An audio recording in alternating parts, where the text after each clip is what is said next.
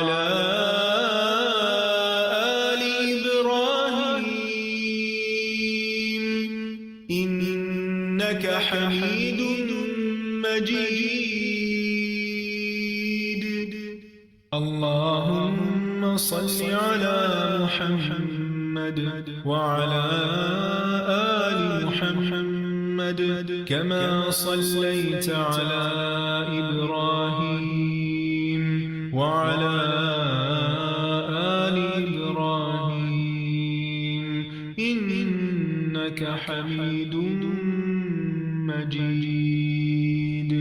اللهم بارك على محمد وعلى آل محمد كما باركت على إبراهيم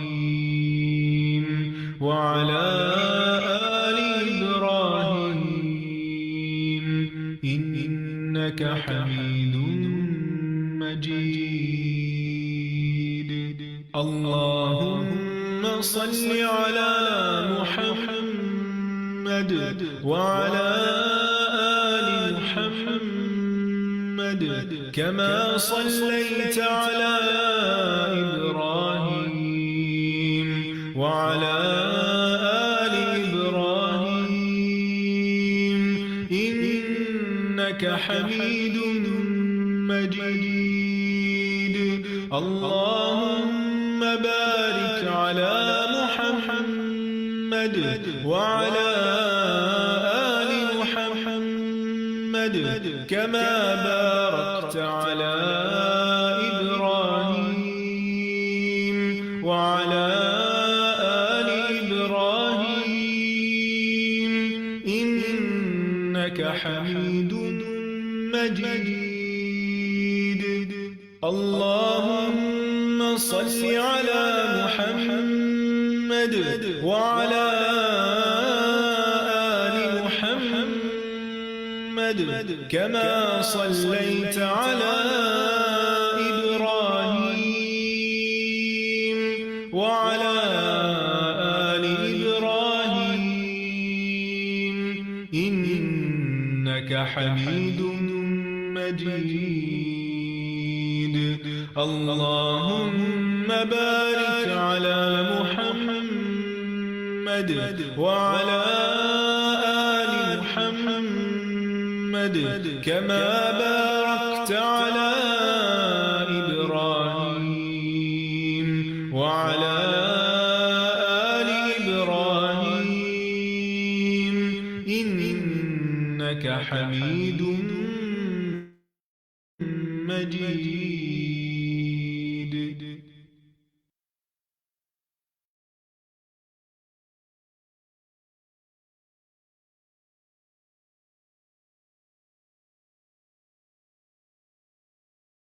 أعوذ بالله من الشيطان الرجيم. بسم الله الرحمن الرحيم. الحمد لله رب العالمين الرحمن الرحيم مالك يوم الدين. إياك نعبد وإياك نستعين.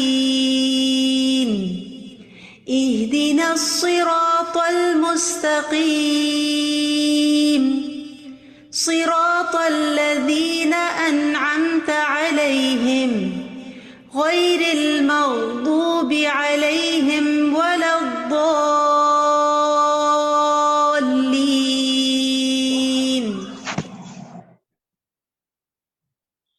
अस्सलामु अलैकुम व रहमतुल्लाहि व बरकातुहू।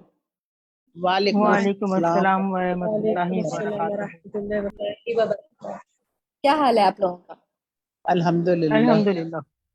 अल्हम्दुलिल्लाह। असाइनमेंट कर लिया? असाइनमेंट बी पार्ट सबने? जी असाइनमेंट तो सब कर दिए थे।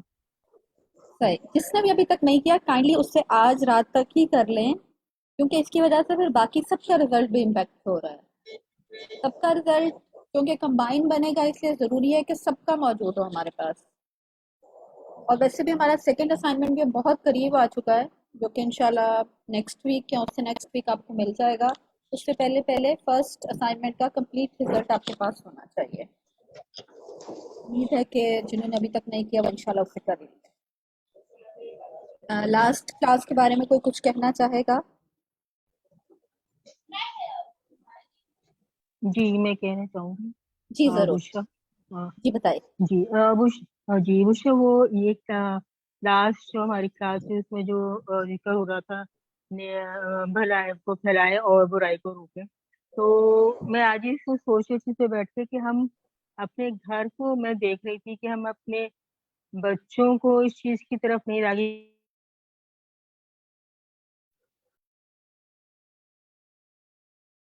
اگر وہ غلطی کر رہے ہوتے ہیں تو اس کو اگنور کر دیتے ہیں. اور لوگوں میں گھر میں جاتی ہوں میں دیکھتی ہوں تو اس میں ہمارے شوہر حضرات بھی شامل ہوتے ہیں، وہ غلطی کر رہے ہوتے ہیں تو ہم ان کو روک نہیں سکتے کہ وہ ڈرتے ہیں ہم شاید کہ وہ ڈانٹ پڑے گی جو بھی کچھ ہے. بچوں کو ہم اگنور کر دیتے ہیں کہ چھوڑے رہنے دیں، کوئی بات نہیں ہے. ایون ہمارے جو نوکر ہوتے ہیں، ملازمین ہوتے ہیں، ان کو بھی ہم نہیں روکتے. میں خود دیکھتی ہوں کہ میں نے محسوس کیا کہ میں نے اپنی ماسی کو وہ غلط کر رہی تھی تو وہ ان کو میں نے بتایا. ان کے سر میں سیلاب جو آیا اس کی وجہ سے فصلیں وغیرہ بہت تباہ ہوئی. ان کے علاقے میں فصلیں تباہ نہیں ہوئی تھی تو بڑی خوش ہو رہی تھی. وہ کہہ رہی تھی کہ اب ہم جو ہے وہ سبزیاں جو ہے مہنگے دام پہ بیچیں گے. تو میں نے ان کو میں نے سوچا کہ میں ان کو کس طریقے سے سمجھاؤں. تو خیر میں نے بہت ہی حکمت کے طریقے سے ان کو سمجھانے کی کوشش کری. تو وہ بڑی حیران ہوں کہ یہ بھی کوئی چیز ہوتا ہے کہ ہم جو ہے جو باجی کہہ رہی ہیں وہ صحیح بات ہے کہ ہم جو ہے وہ سبزی کو اپنی مرضی کے مطابق نہیں بیچ سکتے. تو میں یہ سمجھتی ہوں کہ ہم اپنے طور پہ اپنے گھر کے حوالے سے ان وہ برائی کو روکیں اور نیکی کو پھیلائیں. تو وہ جب ہم اپنے گھر سے شروع کریں گے تو پھر ہمارا معاشرہ، ہر گھر سے یہ چیز شروع ہوگی تو پھر ہمارا معاشرہ ایک صاف ستھرا ہوگا، پھر اسی طرح سے پورا ملک ہو جائے گا. تو میں یہ سمجھتی ہوں، میں یہ کہنا چاہوں گی کہ جتنے بھی جو سننے والی خواتین ہیں تو میں یہ چاہوں گی کہ ہم سب سے پہلے اپنے گھر کو ہی دیکھیں، اس یہاں گھر سے ابتدائی چیز کو کریں، کیونکہ آپ صلی اللہ علیہ وسلم نے بھی اپنے ہی گھر سے جو ہے وہ دین کا کام، یہ بھی تبلیغ کا کام شروع کیا تھا. صحیح. بلکہ کوئز میں ایک ہمارا کوشچن بھی تھا کل، جو ہمارا لاسٹ کلاس کا کوئز تھا، اس میں یہ کوشچن بھی تھا کہ امر بالمعروف اور نہی عن المنکر کس وقت فرض کفایہ ہو جاتا ہے، اور سیکنڈ جو کوشچن تھا وہ یہ تھا وہ کس وقت فرض عین ہو جاتا ہے. تو فرض عین وہ تب ہو جاتا ہے جس وقت ہمارے وہ چیزوں کے بارے میں فرض عین ہو جاتا ہے جو ہمارے دائرہ اختیار میں آتی ہیں. جیسے ہمارا گھر ہے، گھر کے لوگ ہیں جو ہماری بات سنتے ہیں، تو اس معاملے پہ آ کر کسی بھی طریقے سے ہمارے انڈر آتے ہیں لوگ تو پھر وہ ہمارے لیے فرض عین ہو جاتا ہے. لیکن جب ان لوگوں کی باری آتی ہے جس میں جو ہمارے انڈر دائرہ اختیار میں نہیں آتے تو پھر وہ فرض کفایہ ہو جاتا ہے، اور پھر وہ کچھ لوگ ہیں جو اپنے آپ کو بالکل مختص کر دیں اس کام کے لیے اور باقی لوگ جو ہیں وہ ان سے سیکھیں. ٹھیک، مہوش آپ کچھ کہنا چاہ رہی ہیں؟ جی میں ایک چیز ڈسکس کرنا چاہ رہی تھی کہ آج ہی میری بہن سے بات ہو رہی تھی. حج اس سال انہوں نے کیا نا، تو میں ان سے یہی بات کر رہی تھی کہ حج جب کر کے آتے ہیں تو حج کو کہتے ہیں نا کہ اس کو اب مینٹین کرنا ہے. مطلب حج کو ہم تو حج کر آتے ہیں لیکن اب اس کے بعد ایکچوئل ٹیسٹ اینڈ ٹرائلز نا زیادہ اس کے بعد شروع ہوتے ہیں، چھوٹی چھوٹی چیزوں پر، کہ ہم وہاں پیشنس سیکھتے ہیں، ہم ٹالرنس سیکھتے ہیں، ہم بہت چیزوں پہ اپنے آپ کو روکتے ہیں. تو اس سے ڈسکس ہو رہا تھا کہ دیکھو کتنا چھوٹی چھوٹی سی بات گھر میں، آپ کے گھر میں ہم حاکم ہیں نا، باقی محکوم ہے، گھر میں بچے ہو گئے، کام کرنے والے ہو گئے. تو میں نے کہا، کہتی آتے ساتھ ہی نا ایسا نہیں ہوا تو کسی نے ہمیں پوچھا نہیں، جیسے وہ ایکسپیکٹ کر رہے تھے نا کہ ہم حج کر کے آئے ہیں تو سب بڑے مبارکی دیں گے. میں نے کہا دیکھو اللہ تعالیٰ نے ساتھ ہی ٹیسٹ کر لیا، اور وہاں پر جب آپ ہوتے ہیں نا تو اٹ از ویری ایزی آپ کے معاملات، کیونکہ اللہ تعالیٰ عبادات تو ہو ہی رہی ہیں، آپ کا وہاں پہنچنا ہی بہت بڑی عبادت ہے. معاملات ٹیسٹ ہو رہے ہوتے ہیں کہ آپ اپنے پیشنس، اپنے آپ کو کنٹرول کیسے کرتے ہیں، اور سبھی اچھے بن رہے ہوتے ہیں حج میں. نہیں ہم نے اس کو بھی फॉरगिव कर दो, चलो माफ कर दो, चलो ये भी हो रहा है. लेकिन जब आप वापस आते हैं ना दुनिया में, तो मुझे वो आयत याद आ रही थी जो हमने अभी पढ़ी कि रहबानियत, अल्लाह ने रहबानियत जो ये ईसाइयों ने खुद बनाई वो अल्लाह ने नहीं की थी. इसी तरह हम भी अकेले रह गए तो सभी अल्लाह अल्लाह कर लेते हैं, लेकिन दुनिया में रहकर फिर इस पर अमल करना और अल्लाह ताला के ये लाइफस्टाइल है, ये दीन है, तो ये चीज मुश्किल है. और यही तो एक्चुअल बात है कि आप अपने हज को कैसे अब आगे फर्दर लेके जाएंगे. जो हम वहां सीख कर आए हैं, एप्लीकेशन तो अब स्टार्ट होगी जब आप दुनिया में आते हैं. फिर what is the change that you have brought in yourself. जो हमने 15 दिन उसकी एक्सरसाइज की, रमजान में भी हम उसकी एक्सरसाइज करते हैं, बट पूरे बाकी वक्त में उसको अमल करना, अमल ये चीज है कि अल्लाह ताला उसमें परसिवेरेंस चाहता है, इस्तकामत चाहता है कि जो भी आप नेक अमल सीख कर आए हैं, जो भी करके आए हैं इबादत, अब उस पर अमल करके दिखाओ, अब उसको मेंटेन. तो ये मैं उससे डिस्कस कर रही थी कि ये बहुत बड़ा जिहाद है जो हम, ये सारी जो हमने हदीसें पढ़ी, जो सारा हम, तो मुझे लगता था कि जैसे उसका निचोड़ है और हमारे ऊपर अब अल्लाह ताला ने बहुत, और हम दुआ मांगते हैं रब्बना ला तहमिल अलैना इसरन कमा हमलताहु, कि अल्लाह ताला जो तूने हमें इतना बोझ ना डालना जो हम उठा ना सके. अल्लाह ताला ने अगर बुलाया है हज पे, अब वापस आए हैं तो अब इस बोझ को, इससे जो इतनी बड़ी इबादत की, अब इसको उठाना है, अब इस पे अमल करके दिखाना है. अब जो अल्लाह से स्पिरिचुअल ताल्लुक बना है, अब उसको करके दिखाना है कि कितनी रूह में तब्दीली आई, कितनी सोल सर्चिंग की है. ये मुझे बड़ी ऐसा लगता था एप्लीकेशन ऑफ ऑल द अहदीस हो रही है इसके ऊपर. सही, बिल्कुल ऐसा ही है. कोई और कुछ कहना चाहेगा?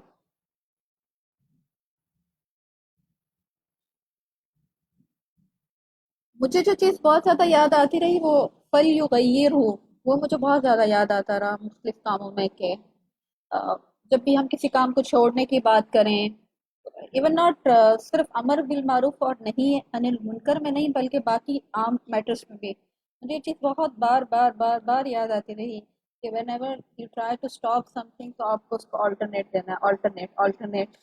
ये चीज़ मेरे दिमाग में काफ़ी ज़्यादा घूमती रही. जी फातिमा खुरम, आप कुछ कहना चाह रही? अस्सलाम वालेकुम मैम.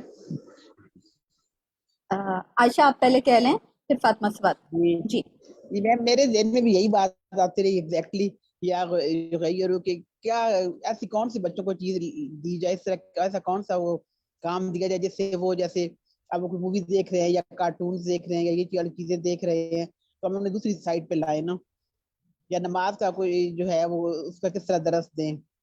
इस बारे में थोड़ी सी अगर आप बात करें कि यानी कि अल्टरनेटिव जो है वो क्या होना चाहिए ना बच्चों के लिए. थोड़ा सा कुछ मेरे दिमाग में भी आई है, कुछ आप अगर इस पे मजीद रोशनी डाल दें तो प्लीज. आगे इंशाल्लाह हमारा टॉपिक आना है अहलो अयाल की तरबिया पे. अराउंड मेरा ख्याल है 22nd क्लास में आएगा, फिर उस पे हम जी इंशाल्लाह जी, इस पे बात करेंगे. जज़ाकल्लाह खैर. ठीक. फातिमा खुरम आप बताइए. जी एक्चुअली मैंने एक पूछना भी था, और साथ ये जो फ़र्ज़ आइन और अमल बिल मारूफ नही मुनकर का था ना जिक्र कि आप बुराई को रोकें देकर, तो इसमें ज़रा ऑब्वियसली अपने घर के जो है पर्सनल फैमिलीज़ के मेंबर्स आ जाते हैं और साथ इनफैक्ट नेबर्स भी आ जाते हैं. मैंने आपसे पूछना है, आपका कोई एक नेबर है जो वो कह रहा है अपने जो किराएदार को कि आप अपने मेहमानों को मत बुलाएं, या आप मतलब डिफरेंट किस्म की वो कर रहे हैं, तो उस मामले में हम उसको समझाएं, मना करें कि ऐसा नहीं हो सकता क्योंकि अल्लाह की रहमत है, या कुछ इस किस्म की वो वर्ड्स बोल रहे हैं जो कि अच्छे नहीं है, महजब नहीं. यानी कि आपके घर मेहमान ना आए, आपका नेबर आपसे ये डिमांड कर रहा है? जी जी. मेरा ख्याल है इसमें ये जानने की कोशिश करने की ज़्यादा ज़रूरत है कि जो आपका नेबर है उसको आपके गेस्ट के साथ बेसिकली प्रॉब्लम है क्या, वो उनके शोर से तंग हो रहा है या उनकी गलत पार्किंग से भी तंग होते हैं लोग कि हमारे घर के आगे क्यों गाड़ी खड़ी कर दी है. सच बिल्कुल कुछ भी नहीं, सच कुछ भी नहीं, बल्कि हमें पता है कौन सी चीज़ें जो डिस्टर्ब कर रही है ना अगले को. मतलब या तो कुछ ऐसे होते हैं कि बस जिस तरह अब ओवर कॉन्शियस खुद नहीं कर रहे लेकिन आप दूसरों को कह रहे हैं कि आप करें. फॉर एग्जांपल बाबर आप ब्लॉक करें गेट को, खुद नहीं कर रहे. बाबर आप ब्लॉक करें गेट को, वो खुद नहीं अप्लाई कर रहे. तो इस केस में क्या कैसे ऐसे बंदे को समझाया जाए इन लोगों को? देखिए हिकमत के साथ उनको बात बताई जा सकती है, लेकिन ज़रूरी नहीं है कि वो सुने. अगर वो ना सुने तो ट्राई टू इग्नोर. पहली कोशिश तो यही ठीक है. करनी चाहिए कि आप उन्हें बताएं और ویسے ان کے ساتھ کوئی احسان کا معاملہ کریں، کیونکہ وہ ایک بہت مشہور محاورہ ہے کہ احسان زبان کاٹ دیتا ہے. تو یہ چیز بہت کام آتی ہے کہ آپ ویسے اگر ان کے ساتھ ٹھیک ہے. ڈو سم تھنگ گڈ تو اس کا ان شاء اللہ آپ کو بینیفٹ ہوگا. ہمیشہ آپ کچھ اور ایڈ کرنا چاہ رہی ہیں؟ جی مجھے ایک دو چیزیں آ رہی تھی کہ آپ نے بھی جیسے بتایا نا فرض عین اور فرض کفایہ کا، تو وہ اسماء الحسنہ میں نا اللہ تعالیٰ کا نام الرب، تو اس کو جو ہم ڈسکس کر رہے تھے تو اس میں ہے کہ ہم ہر کہیں پہ نا کہیں ہم بھی رب والے ہمارے اندر صفت ہوتی، جیسے رب البیت، اور خاتون کو کہتے ہیں نا وہ رب ٹھیک ہے. البیت ہے، اس کے باقی محکوم ہے اس کے. تو ہمیں یہ فرض عین والی بات اسی طرح آ جاتی ہے کہ پھر ہمارے اوپر بھی یہ فرض بنتا ہے نا کہ ہم یہ چیزیں دیکھیں. ابھی سوری اسی کو میں ریلیٹ کروں گی دوبارہ، اپنی بہن سے میں یہی ڈسکس کر رہی تھی، وہ کہتی ہے اب ہم واپس آئے ہیں تو میرے ہسبینڈ بڑے غور سے سنتے ہیں، کیونکہ آپ کے ساتھ کوئی نہ کوئی مفتی ضرور جاتا ہے حج پہ نا، تو کہتے ہیں وہ بڑی ان کے غور سے سنتے تھے. پہلے وہ نہیں تھے اتنے دین کی طرف، حج کے بعد سے وہ ان کی بڑی دوستی ہو گئی جو وہاں پہ عالم تھے جو وہاں درس دیا کرتے تھے. تو کہتی ہے واپس آئے ہیں تو وہ اتنے دور ہوتے ہیں کراچی میں کہ وہ جا نہیں سکتے ان کو ملنے، مگر ان کا بڑا دل کرتا ہے. میں نے کہا دیکھو، کہتی ہے تو کیا کروں نا، میں نے کہا یہ بڑا ضروری ہے. دین جو ہے نا that is called a life style, اور وہ عورت بناتی ہے. گھر کا دین، گھر کا ماحول عورت بناتی ہے. اگر آپ کے ہسبینڈ کو مشکل ہو رہی ہے تو یو ٹیک ہم ٹو دیٹ مسجد جہاں وہ بار بار انہیں فون کر کے بلا رہے ہیں کہ آ جاؤ، میں یہاں اس وقت یہ درس ہو رہا ہے، اس وقت ان کا دل کرتا ہے لیکن وہ دور ہے تو وہ جا نہیں سکتے، پھر وہ گھر بیٹھ، میں نے کہا تو آپ لے کے جاؤ. تو میں یہ بات کر رہی تھی کہ میں نے کہا یہ آپ کا بھی نا فرض بنتا ہے کہ اگر آپ کا ہسبینڈ اس عمر کے اس حصے میں 50 سے اوپر 60 سے اوپر دین کی طرف آ رہا ہے اور وہ حج کر کے آیا ہے، تو یہ ہم عورتوں پر فرض بنتا ہے کہ اپنے گھر کا ماحول ہم کیسے بنا رہے ہیں، دین کو اپلائی کیسے کریں. That is the life style. ایک تو مجھے یہ آ رہا تھا وہ جو بات ہے نا غیری کی والی، کہ آپ ایک چیز اگر لے رہے ہیں تو آپ کیا دے رہے ہیں، خلا مت چھوڑیں. اب وہ خلا ویکیوم کریٹ ہو گیا ہے، you have taken away the things جس میں وہ پہلے انڈلج تھے، اب وہ حج کر آئے ہیں and he is inclined unless you avail the opportunity at the right time. یہ وقت پھر دوبارہ نہیں آئے گا، وہ دستک ہو رہی ہے، بار بار دستک ہو رہی ہے. avail it right now. اور اللہ تعالیٰ بعض لوگوں کے لیے چیزیں اتنی آسان بنا دیتا ہے، ہمیں نظر نہیں آ رہا ہوتا، ہمیں نظر نہیں آ رہا ہوتا. اللہ تعالیٰ نے اس سے دعا مانگی تو سب کچھ خود بخود ہی کلیئر ہونا شروع ہو جائے گا، خود بخود ہی. میں آپ کو یقین جانے، اب میں جب اللہ کے نام لے کے اللہ سے دعا کرتی ہوں اتنی مدد آتی ہے اور اس طرح چیزیں کلیئر ہوتی ہیں کہ واقعی میں مجھے لگتا ہے اٹس اے پار. صفات اللہ تعالیٰ کی جو اسماء الحسنہ کی صفات ہیں ڈیفینیٹلی دے ہیلپ. اگر اللہ کے ناموں کے ساتھ جب اللہ کو پکارا جاتا ہے، جو ہم چاہ رہے ہیں کہ ہم اپنے بچوں کی کیسی تربیت کریں، انشاءاللہ تعالیٰ حدیثوں سے بھی پتہ چلے گا، مگر ساتھ ساتھ اللہ کی مدد جب تک نہیں ہوتی کسی کو کوئی ہدایت نہیں دے سکتا، کسی کو کوئی چیز آپ نہیں دے سکتے. Complete faith is very important. بالکل آپ نے صحیح کہا کہ حج کے بعد وہ ایک ویکیوم بن جاتا ہے. بیکاز میں نے بھی الہدا حج کے بعد جوائن کیا، اور کچھ دن ٹائم پہلے میں اپنی برانچ انچارج کے ساتھ بات کر رہی تھی، تو انہوں نے بھی مجھے بتایا کہ انہوں نے بھی حج کے بعد جوائن کیا الہدا. تو وہ ایک بار جب ہم وہاں سے واپس آتے ہیں تو ہمارے دل کی کیفیت بدلی ہوئی ہوتی ہے، ہمیں کچھ چاہیے ہوتا ہے اس ٹائم پہ. ماشاء اللہ. صحیح. جی فراقیل، آپ کچھ کہنا چاہیں گے؟ بشرا جی میں کہتی ہوں ہک کرنے کی ضرورت ہوتی ہے، بس اپنے آپ کو نا وہ ٹائم نہیں چھوڑنا چاہیے. اتنا ہمارا ایمان کا لیول اپ ہوتا ہے، پکڑ لیں اللہ بلا رہے، پکڑ لیں. اگر وہ ٹائم چھوڑ دیا نا پھر وہ واپس نہیں آتا. بالکل ایسے ہی. جی فراقیل. جی باجی میں یہ کہنا چاہ رہی تھی کہ جو ہم کچھ قرآن میں پڑھتے ہیں اور جو کچھ حدیث میں پڑھتے ہیں، جو کوئی حدیث ہم پڑھتے ہیں اگر اس کو ہم پڑھ کے اور اپلائی کر لینا فوراً، تو ہمارے گھر کے، ہمارے جو معاملات ہوتے ہیں، ہمارے ہمسایوں کے، ہمارے رشتہ داروں کے، ایک حدیث ہے نا کہ تم اپنے بھائی کے لیے وہی کچھ پسند کرو اور جو تم اپنے لیے پسند کرتے ہو. یہ پڑھنے میں تو بہت آسان کام ہے، جب ہم اس کو اپلائی کریں نا، لیکن باجی تو آپ دیکھیں کہیں کہیں بالکل وہی چیز ہم دوسرے کے لیے کرنا اٹس اے بگ تھنگ، اور اس سے زیادہ اگر ہم کر دیتے ہیں تو آپ پھر اس کا میجک دیکھیں کہ کیا ہوتا ہے آپ کے تعلقات، آپ کے گھر میں، آپ کے رشتہ داروں میں، آپ کے ایون کے دوستوں میں، ہر جگہ اگر آپ یہ میجک چلانا چاہتے ہیں تو یہ حدیث پہ عمل کر کے دیکھیے. آپ دیکھیں گے کہ وہی آپ کی بات کہ احسان زبان کا، آپ کر کے دیکھیے ایسا معاملہ، ایون کہ اپنے آپ کو پیچھے رکھ کے دوسرے کا کر کے دیکھیے، آپ کو ایسا اس کا بینیفٹس نظر آئیں گے بہت جلد کہ آپ خود حیران رہ جائیں گے کہ کیا حدیث ہے اور کیا ہم اس پہ عمل کریں اور کیا پھر ہمیں اس کے فوائد حاصل ہوتے ہیں انشاءاللہ. صحیح. چلیں آج کے لیسن کی طرف چلتے ہیں. اب ہم دعا سے آغاز کرتے ہیں.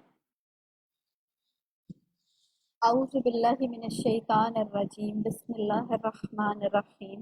رب اشرح لی صدری ویسر لی امری واحلل عقدۃ من لسانی یفقهوا قولی. رب زدنی علما رب زدنی علما رب زدنی علما. اللہم انفعنا بما علمتنا وعلمنا ما ينفعنا وزدنا علما. آمین.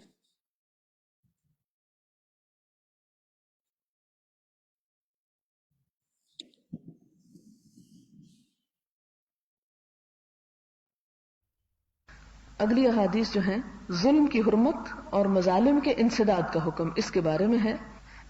قرآن پاک میں اللہ تعالیٰ فرماتے ہیں ما للظالمین من حمیم ولا شفیع یطاع، کہ ظالموں کا نہ کوئی دوست ہے نہ اس کے لیے کسی کی سفارش مانی جائے گی، یعنی قیامت کے دن. وما للظالمین من نصیر، اور ایک جگہ پر آتا ہے وما للظالمین من انصار، کہ ظالموں کا کوئی مددگار نہ ہوگا. اس بارے میں کچھ احادیث ہیں، جس میں سے پہلی حدیث یہ ہے عن جابر رضی اللہ عنہ ان رسول اللہ صلی اللہ علیہ وسلم قال اتقوا الظلم فإن الظلم ظلمات يوم القيامة واتقوا الشح فإن الشح أهلك من كان قبلكم حملهم على أن سفكوا دماءهم واستحلوا محارمهم. رواہ مسلم. جناب جابر رضی اللہ عنہ راوی ہیں کہ رسول اللہ صلی اللہ علیہ وسلم نے فرمایا ظلم سے بچو، کیونکہ ظلم قیامت کے دن عذابوں میں سے ہے، اندھیروں میں سے ہے. فإن الظلم ظلمات یوم القیامہ. اور بخل نہ کرو، کیونکہ اللہ تعالیٰ نے غریبوں اور فقیروں کا حق جو ہے وہ امیروں کے مال میں رکھ دیا ہے. اگر وہ اس حق کو ادا نہیں کرتے تو اس کے نتیجے میں غریب سے غریب تر ہوتا چلا جاتا ہے، مجبور ہو جاتا ہے، اور ان کو جب بھوک ستاتی ہے تو پھر وہ امیروں کو لوٹنے لگتے ہیں اور اپنے لیے ان چیزوں کو حلال کر لیتے ہیں جو دراصل حرام تھی. اب قتل انسان حرام ہے، کسی کا مال لوٹنا حرام ہے، کسی کی عزت پہ ہاتھ ڈالنا حرام ہے، لیکن اس وجہ سے کہ بخل کرنے والوں نے بخل کیا تو اس کا نتیجہ یہ نکلا کہ جو لوگ اس مصیبت میں گرفتار ہو گئے، اس فتنے میں پڑ گئے، یعنی بھوک کے اور ناداری اور مفلسی کے، انہوں نے پھر حرام طریقوں سے اپنی ضرورت کو پورا کرنا چاہا اور اس کے نتیجے میں بغض اور عداوت اور معاشرے کے اندر بدامنی اور کرپشن پھیلی. وعن ابی ہریرہ رضی اللہ عنہ ان رسول اللہ صلی اللہ علیہ وسلم قال لتؤدن الحقوق الى اہلها یوم القیامة حتى يقاد للشاة الجلحاء من الشاة القرناء. رواہ مسلم.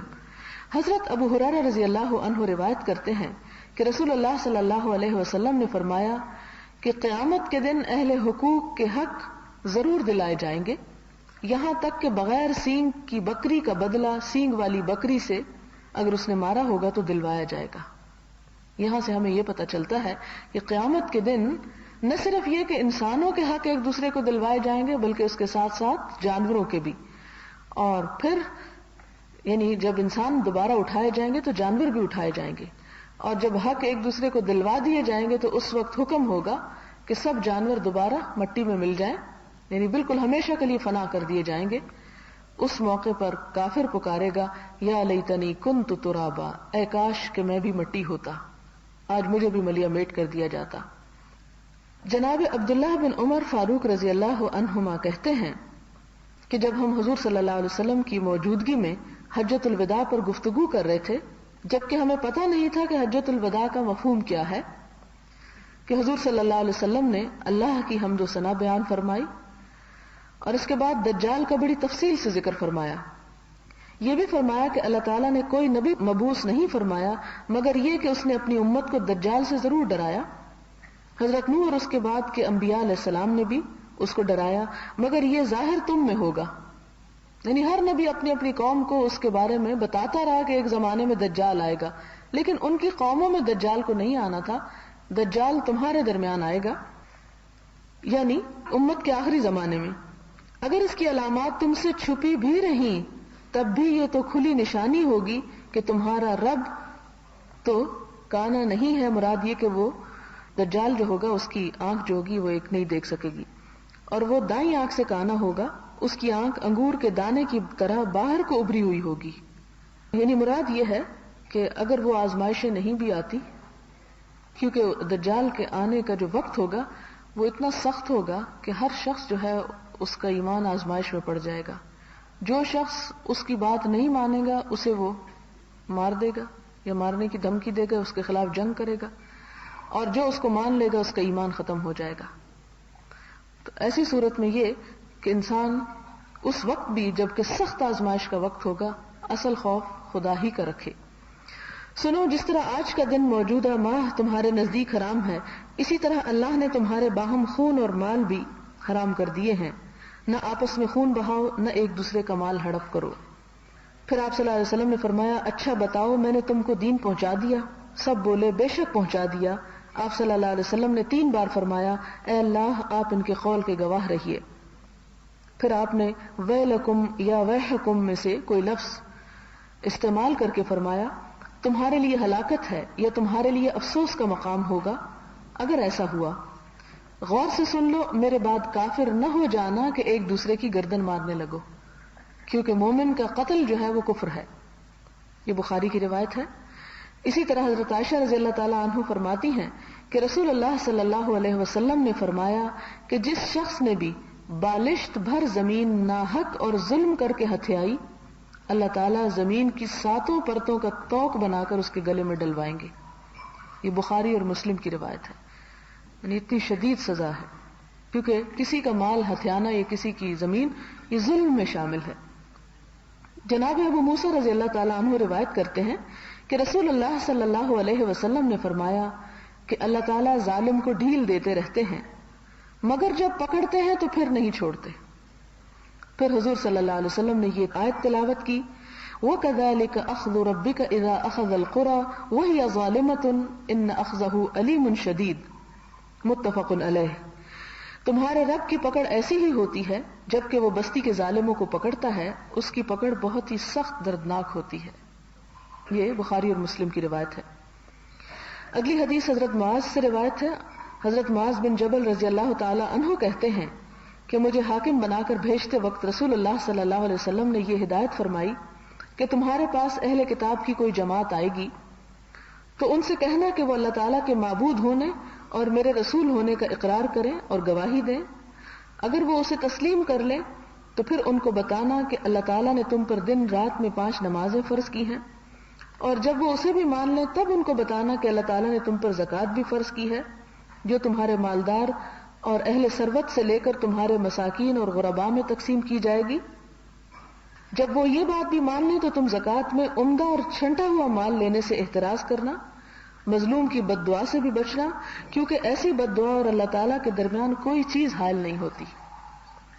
یہ بھی ظلم کے بارے میں ہی ہے حدیث، اگرچہ اس میں اور بہت سی باتیں ہیں سمجھنے کی. اس میں ایک بات یہ کہ اگر لوگ مسلمان ہو جائیں تو اسلام کے بعد سب سے پہلی بات یہ ہے کہ سٹیپ بائی سٹیپ چلنا، سارا دین ان کو اکٹھا ہی نہ سکھا دینا، ایک کے بعد دوسرا، دوسرے کے بعد تیسری بات.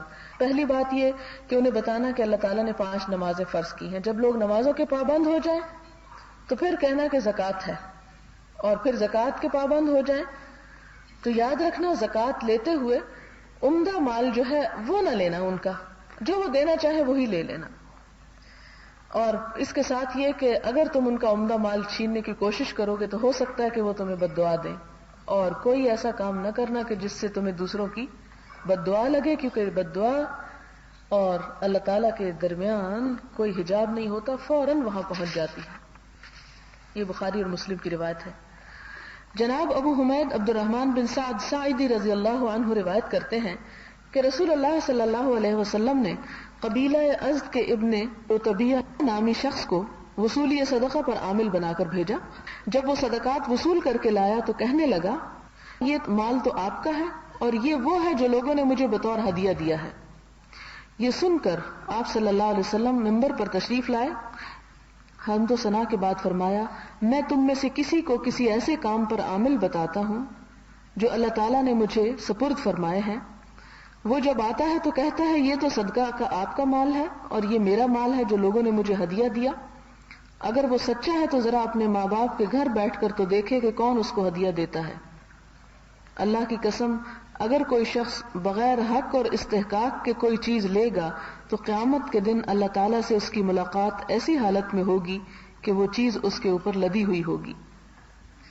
میں تم میں سے کسی کو اس حال میں نہ دیکھوں کہ وہ اللہ سے بلبلاتا ہوا اونٹ، ڈکراتی ہوئی گائے اور ممیاتی ہوئی بکری اپنے اوپر اٹھائے ہوئے ملاقات کرے.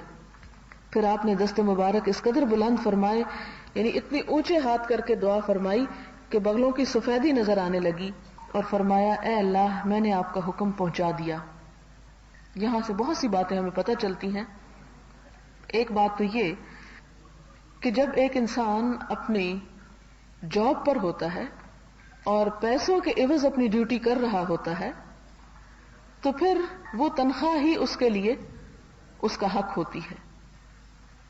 جس طرح کہ یہاں ہم دیکھتے ہیں کہ ایک عامل کو صدقات وصول کرنے بھیجا گیا، جیسے کہ قرآن پاک میں بھی آتا ہے نا کہ والعاملین علیہا، زکوٰۃ کے وصول کرنے والوں کی تنخواہیں زکوٰۃ ہی میں سے دی جائیں گی.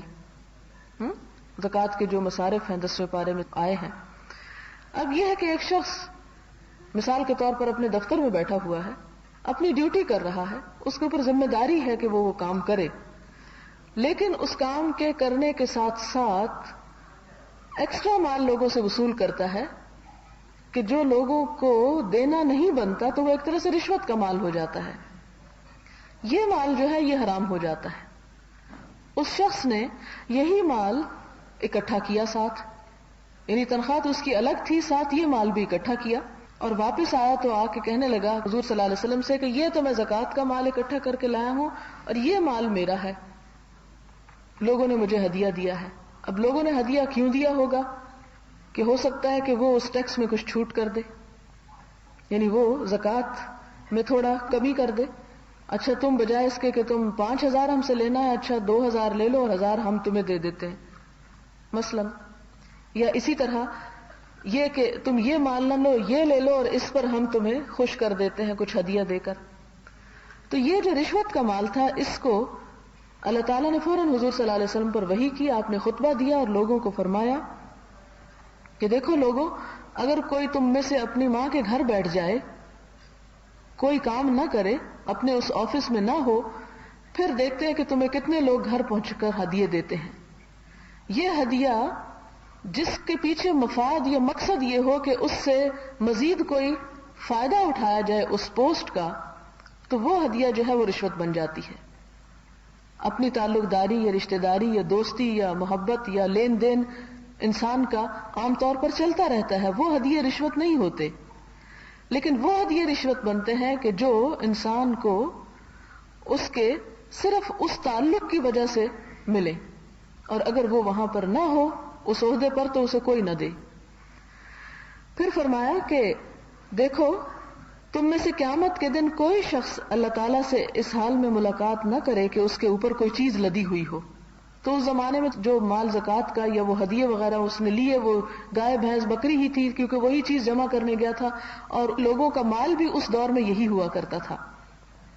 اور میں تم میں سے کسی کو اس حال میں نہ دیکھوں کہ وہ اللہ سے جب ملاقات کرے تو ایک اونٹ اس کی گردن پہ لدا ہوا ہو، یا گائے یا بکری، یعنی وہ مال جو انسان ناحق دوسروں سے وصول کرتا ہے وہ قیامت کے دن ایک بوجھ کی شکل میں ہوگا اس کے اوپر، یعنی حشر کے میدان میں.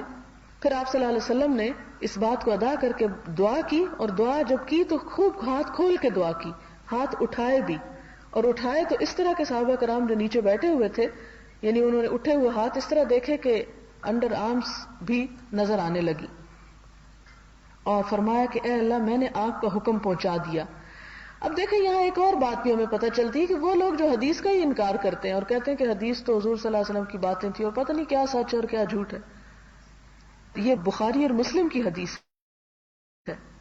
یہ صحیح احادیث جو ہیں اس میں دراصل کیا حکم ہے کہ اللہ نے وحی کے ذریعے آپ صلی اللہ علیہ وسلم کو بتایا. قرآن میں وہ بات نہیں آئی، کیونکہ اگر ہر بات قرآن میں ہی لکھی جاتی تو قرآن کئی والیومز پہ ہو جاتا جو لوگوں کے لیے سنبھالنا مشکل ہو جاتا.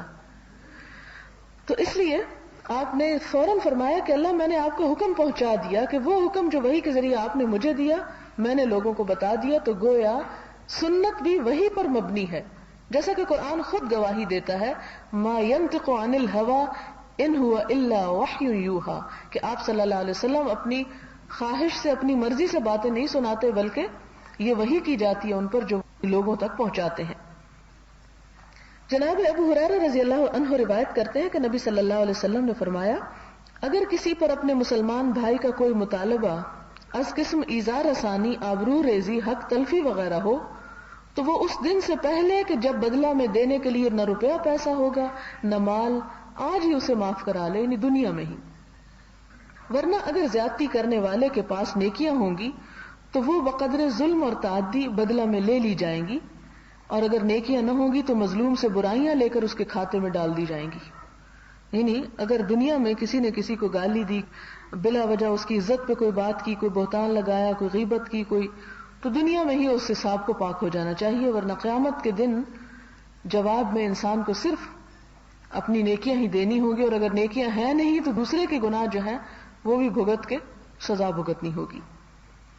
حضرت عبداللہ بن عمرو بن عاص رضی اللہ تعالیٰ عنہ سے روایت ہے کہ نبی محترم صلی اللہ علیہ وسلم نے فرمایا کہ مسلمان وہ ہے جس کی زبان اور ہاتھ سے دوسرے مسلمان محفوظ رہیں، اور مہاجر وہ ہے جو اللہ تعالیٰ کی منع کردہ باتوں سے رکا رہے، ان کو چھوڑ دے جن باتوں میں اللہ تعالیٰ کی ناراضگی ہو. حضرت عبداللہ بن عمرو بن العاص سے روایت ہے کہ ایک شخص کرکرا نامی حضور صلی اللہ علیہ وسلم کے سامان کی نگہداشت پر مامور تھا. جب مر گیا تو آپ صلی اللہ علیہ وسلم نے فرمایا وہ جہنم میں گیا. یعنی ایک جگہ تھی جس کے بیت المال کی ذمہ داری اس کو دی گئی تھی. صحابہ کرام اس سبب کا کھوج لگانے لگے کہ کیوں یہ جہنم میں گیا، وجہ کیا ہے. مسلمان تھا، کلمہ گو تھا، نمازیں روزے ہر چیز کرتا تھا، جہنم میں کیوں گیا. تو اس کے گھر گئے پتہ کرنے کے لیے تو دیکھا کہ وہاں ایک عبایا پڑی ہے جو خیانت کر کے اس نے رکھ لی تھی اپنے پاس، یعنی بیت المال میں سے، خزانے میں سے چوری کر کے اپنے گھر لے گیا تھا. یہ بخاری کی روایت ہے. جناب ابی بکر نفیع بن حارث سے روایت ہے، کہتے ہیں کہ رسول اللہ صلی اللہ علیہ وسلم نے فرمایا زمانہ اپنی اسی گردش پر ہے جس پر اللہ تعالیٰ نے زمین اور آسمان کی پیدائش پر اسے رکھا تھا.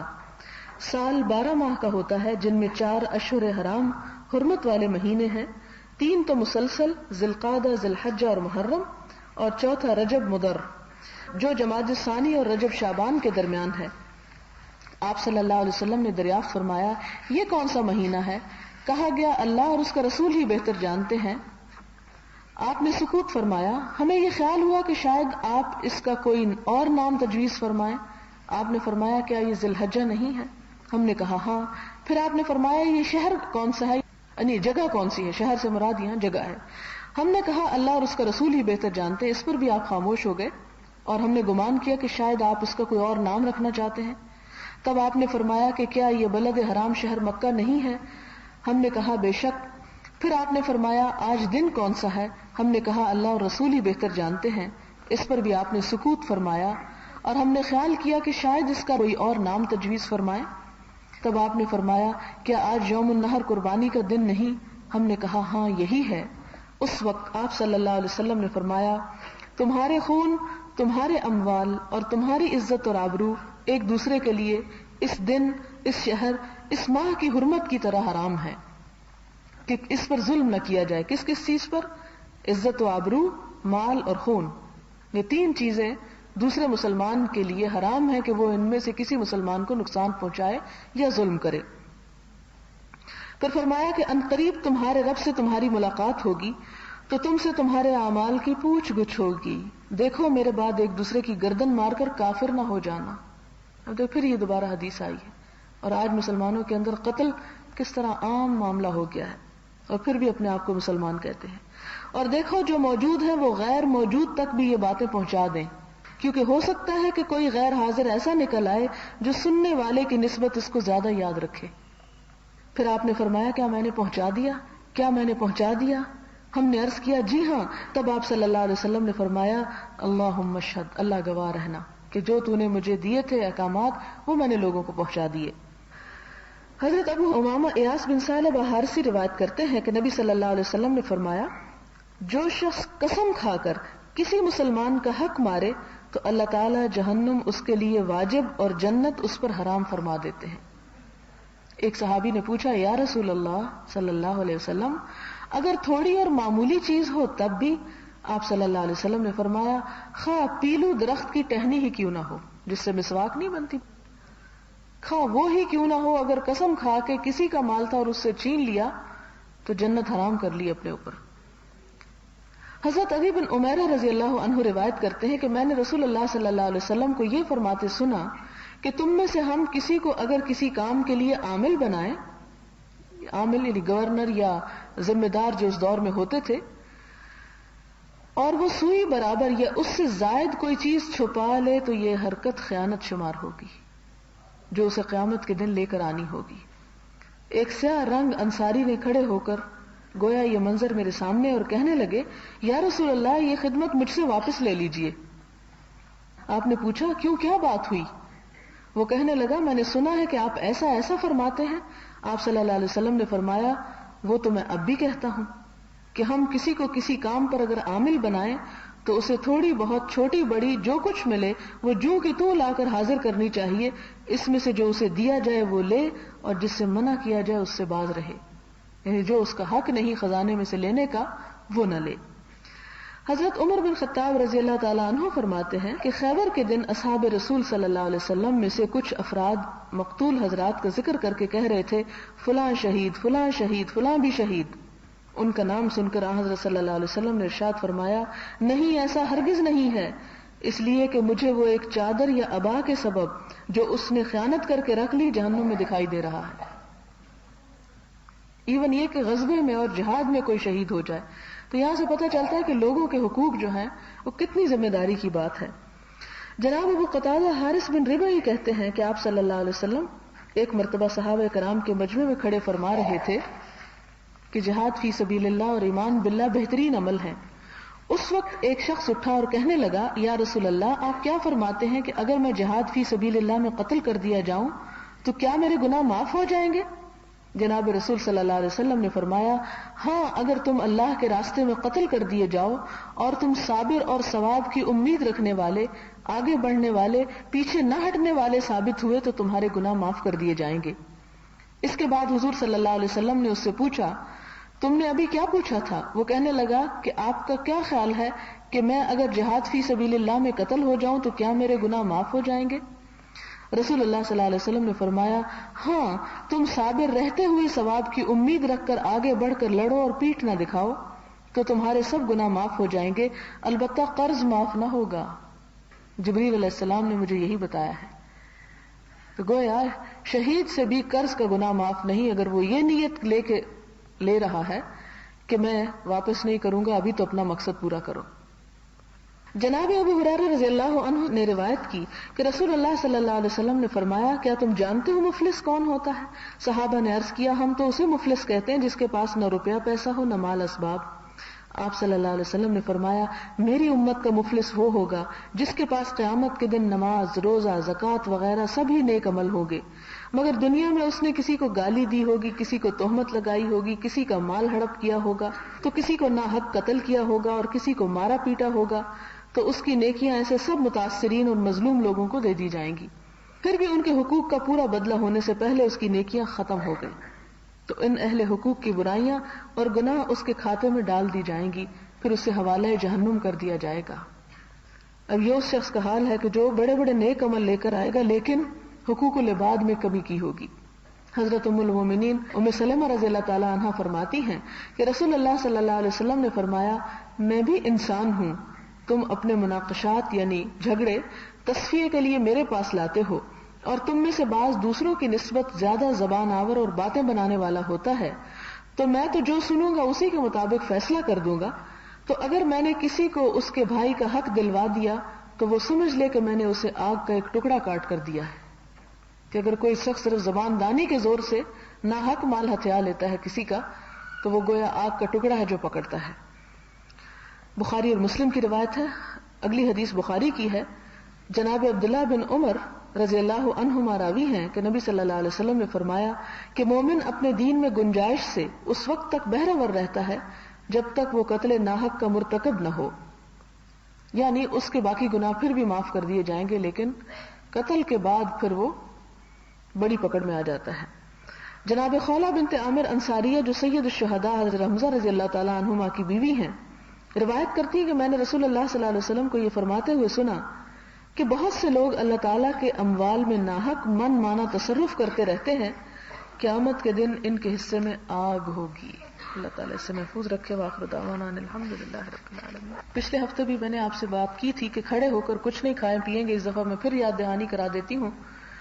اس میں مسلم کی ایک حدیث ہے، حضرت انس رضی اللہ تعالیٰ عنہ سے روایت ہے کہ رسول اللہ صلی اللہ علیہ وسلم نے کھڑے ہو کر پانی پینے سے منع کیا۔ اب تو یہ میڈیکلی بھی یہ کہا جاتا ہے نا، کھڑے ہو کر پینے سے جوڑوں کی تکلیف شروع ہو جاتی ہے، لیکن ایمان کا تقاضا تو یہ ہے کہ رسول اللہ صلی اللہ علیہ وسلم کی بات نمبر 1 ہو اور ڈاکٹرز کی نمبر 2، جو کہ کل کو پھر بدل سکتی ہے تھیری، لیکن ہم ان کی جو بدلنے والی باتیں ہیں اس کو نمبر 1 رکھتے ہیں اور رسول اللہ صلی اللہ علیہ وسلم کی بات کو نمبر 2۔ تو یہ حضور صلی اللہ علیہ وسلم نے کھڑے ہو کر پانی پینے سے منع کیا۔ قتادہ نے کہا ہم نے کہا اور کھڑے ہو کر کھانا کیسا ہے؟ انس نے فرمایا یہ تو اور بھی زیادہ برا ہے، یعنی گویا اللہ کے رسول صلی اللہ علیہ وسلم کی نافرمانی ہے۔ یہ مسلم کی حدیث ہے اور صحیح حدیث ہے۔ اسی طرح حضرت ابو ہریرہ سے روایت ہے کہ رسول اللہ صلی اللہ علیہ وسلم نے فرمایا تم میں سے کوئی شخص کھڑے ہو کر پانی نہ پیے اور جو بھول کر پی لے اسے چاہیے کہ کہہ کر دے، یعنی ایسا جرم کمایا اس نے۔ مگر ہمارے ہاں کایا ہی پلٹ گئی ہے کہ فیشن کے نام پر ہم کھڑے ہو کر جانوروں کی طرح کھاتے ہیں۔ یہ میں اپنے پاس سے نہیں کہہ رہی، جانوروں کی طرح کھاتے ہیں۔ قرآن پاک میں اللہ تعالیٰ فرماتے ہیں کہ یأکلون کما تأکل الانعام، وہ اس طرح کھاتے ہیں جیسے جانور کھاتے ہیں، اور جانور بےچارے مرغی بلی بکری موسٹلی کھڑے ہو کے ہی کھاتے ہیں۔ تو جانوروں سے انسان کے کھانے کی تشبیہ اور کس طرح دی جا سکتی ہے؟ ظاہر ہے کہ انسان جانوروں والا کھانا تو نہیں کھاتا، طریقہ ہی مراد ہو سکتا ہے۔ تو اس لیے ہمیں اس فیشن کو بدلنے کی ضرورت ہے۔ اگر کوئی چھوٹی موٹی بات ہوتی تو شاید میں آپ کو اگنور کر جاتی اور نہ بتاتی، لیکن یہ معاملہ چونکہ روزہ بھی ہے اور نہ بھی ہو روزہ، تب بھی ہمیں ان باتوں کو جو اللہ کے رسول صلی اللہ علیہ وسلم نے ہمارے ہی بھلے کے لیے، ظاہر ہے کہ اگر ہم کھڑے ہو کے پیئیں بیٹھ کے پیئیں آپ کو کیا فرق پڑتا ہے؟ آپ کو تو اس میں کوئی نقصان نہیں، نہ اللہ کا نقصان ہے نہ اللہ کے رسول صلی اللہ علیہ وسلم کا کوئی نقصان ہے۔ اصل میں ہمارا ہی کوئی نقصان تھا جس کی وجہ سے انہوں نے ہمیں روکا اور ہمیں ادب اور اخلاق اور تمیز سکھائی۔ تو ہمیں چاہیے کہ اگر ہم واقعی رسول اللہ صلی اللہ علیہ وسلم سے محبت کرنے والے ہیں تو اس بات کا اہتمام کریں۔ ہاں اگر کوئی مجبوری ہو کہ جگہ ہو ہی نہ بیٹھنے کی تو پھر تو ٹھیک ہے، انسان پھر کھڑا ہو جائے کہ اس کو کھانا تو ہے ہی، لیکن اگر جگہ ہو اور انسان جان بوجھ کر یہ صرف اس بات سے کہ ہائے شرم آتی ہے لوگ کہیں گے کہ مولویوں کی طرح بیٹھ کے کھا رہے ہیں، تو پھر دین کا مذاق صرف مولوی کے نام پہ نہ اڑائیں۔ یہ ضرور دیکھ لیں کہ کیا اللہ کے رسول صلی اللہ علیہ وسلم نے بھی ایسی بات فرمائی، اگر فرمائی تو پھر اس کو لینے میں کوئی قباحت نہیں ہونی چاہیے۔ سبحان اللہ وبحمدہ عدد خلقہ ورضا نفسہ وزنۃ عرشہ ومداد کلماتہ سبحان اللہ العظیم۔ اللہم صل علی محمد وعلی آل محمد کما صلیت علی ابراہیم وعلی آل ابراہیم انک حمید مجید۔ اللہم بارک علی محمد وعلی آل محمد کما بارکت علی ابراہیم وعلی آل ابراہیم انک حمید مجید۔ ربنا آتنا فی الدنیا حسنۃ وفی الآخرۃ حسنۃ وقنا عذاب النار۔ ربنا لا تزغ قلوبنا بعد إذ هديتنا وهب لنا من لدنك رحمة إنك أنت الوهاب۔ ربنا ظلمنا أنفسنا وإن لم تغفر لنا وترحمنا لنكونن من الخاسرين۔ ربنا هب لنا من أزواجنا وذرياتنا قرة أعين واجعلنا للمتقين إماما۔ يا حي يا قيوم برحمتك نستغيث۔ اللهم انفعنا بما علمتنا وعلمنا ما ينفعنا وزدنا علما۔ اللهم اكفنا بحلالك عن حرامك وأغننا بفضلك عمن سواك۔ اللهم إنا نسألك الهدى والتقى والعفاف والغنى۔ اللهم احسن عاقبتنا في الامور كلها واجرنا من خزي الدنيا وعذاب الاخره۔ اللهم لا مانع لما أعطيت ولا معطي لما منعت ولا ينفع ذا الجد منك الجد. اللهم إنا نعوذ بك من جهد البلاء ودرك الشقاء وسوء القضاء وشماتة الأعداء. اللهم إنا نسألك العافية في الدنيا والآخرة. اللهم إنا نسألك العفو والعافية في ديننا ودنيانا وأهلنا ومالنا. اللهم استر عوراتنا وآمن روعاتنا. اللهم احفظنا من بين أيدينا ومن خلفنا وعن أيماننا وعن شمائلنا ونعوذ بعظمتك أن نغتال من تحتنا. يا حي يا قيوم برحمتك نستغيث. وآخر دعوانا أن الحمد لله رب العالمين. سبحانك اللهم وبحمدك نشهد أن لا إله إلا أنت نستغفرك ونتوب إليك. والسلام عليكم ورحمة الله وبركاته. نحمده ونصلي على رسوله الكريم. أما بعد فأعوذ بالله من الشيطان الرجيم. بسم الله الرحمن الرحيم. رب اشرح لي صدري ويسر لي أمري واحلل عقدة من لساني يفقهوا قولي. ربنا زدنا علما. مسلمانوں کی حرمات کی تعظیم اور ان کے حقوق اور ان پر شفقت و رحم کا بیان. باب نمبر 27 ہے ریاض الصالحین کا. قال اللہ تعالی ومن يعظم حرمات اللہ فهو خیر له عند ربی. جو شخص اللہ تعالی کی حرمات کی تعظیم کرتا ہے وہ اس کے لیے اس کے رب کے نزدیک بہت اچھا ہے. وقال تعالی ومن يعظم شعائر اللہ فإنها من تقوى القلوب. جو اللہ تعالیٰ کی خصوصی نشانیوں کی تعظیم کرے گا یہ اس کے دل کے تقوی کی علامت ہے. وقال تعالی واخفض جناحك للمؤمنین. اپنے بازو مومنوں کے لیے جھکا دیجئے، ان پر شفقت و مہربانی فرمائیے. وقال تعالی من قتل نفسا بغیر نفس او فساد فی الارض فکأنما قتل الناس جميعا ومن احیاها فکأنما احیا الناس جميعا. اللہ سبحانہ وتعالی فرماتے ہیں کہ قتل کے قصاص یا فساد سے زمین پاک کرنے کے سلسلے میں قتل کے علاوہ کسی کو قتل کیا گیا تو گویا اس قتل کرنے والے نے تمام انسانوں کو قتل کیا، اور جس نے اسے زندہ رکھا یا بچا لیا تو گویا اس نے سارے انسانوں کو زندہ رکھا. اس باب میں متعدد احادیث ہیں.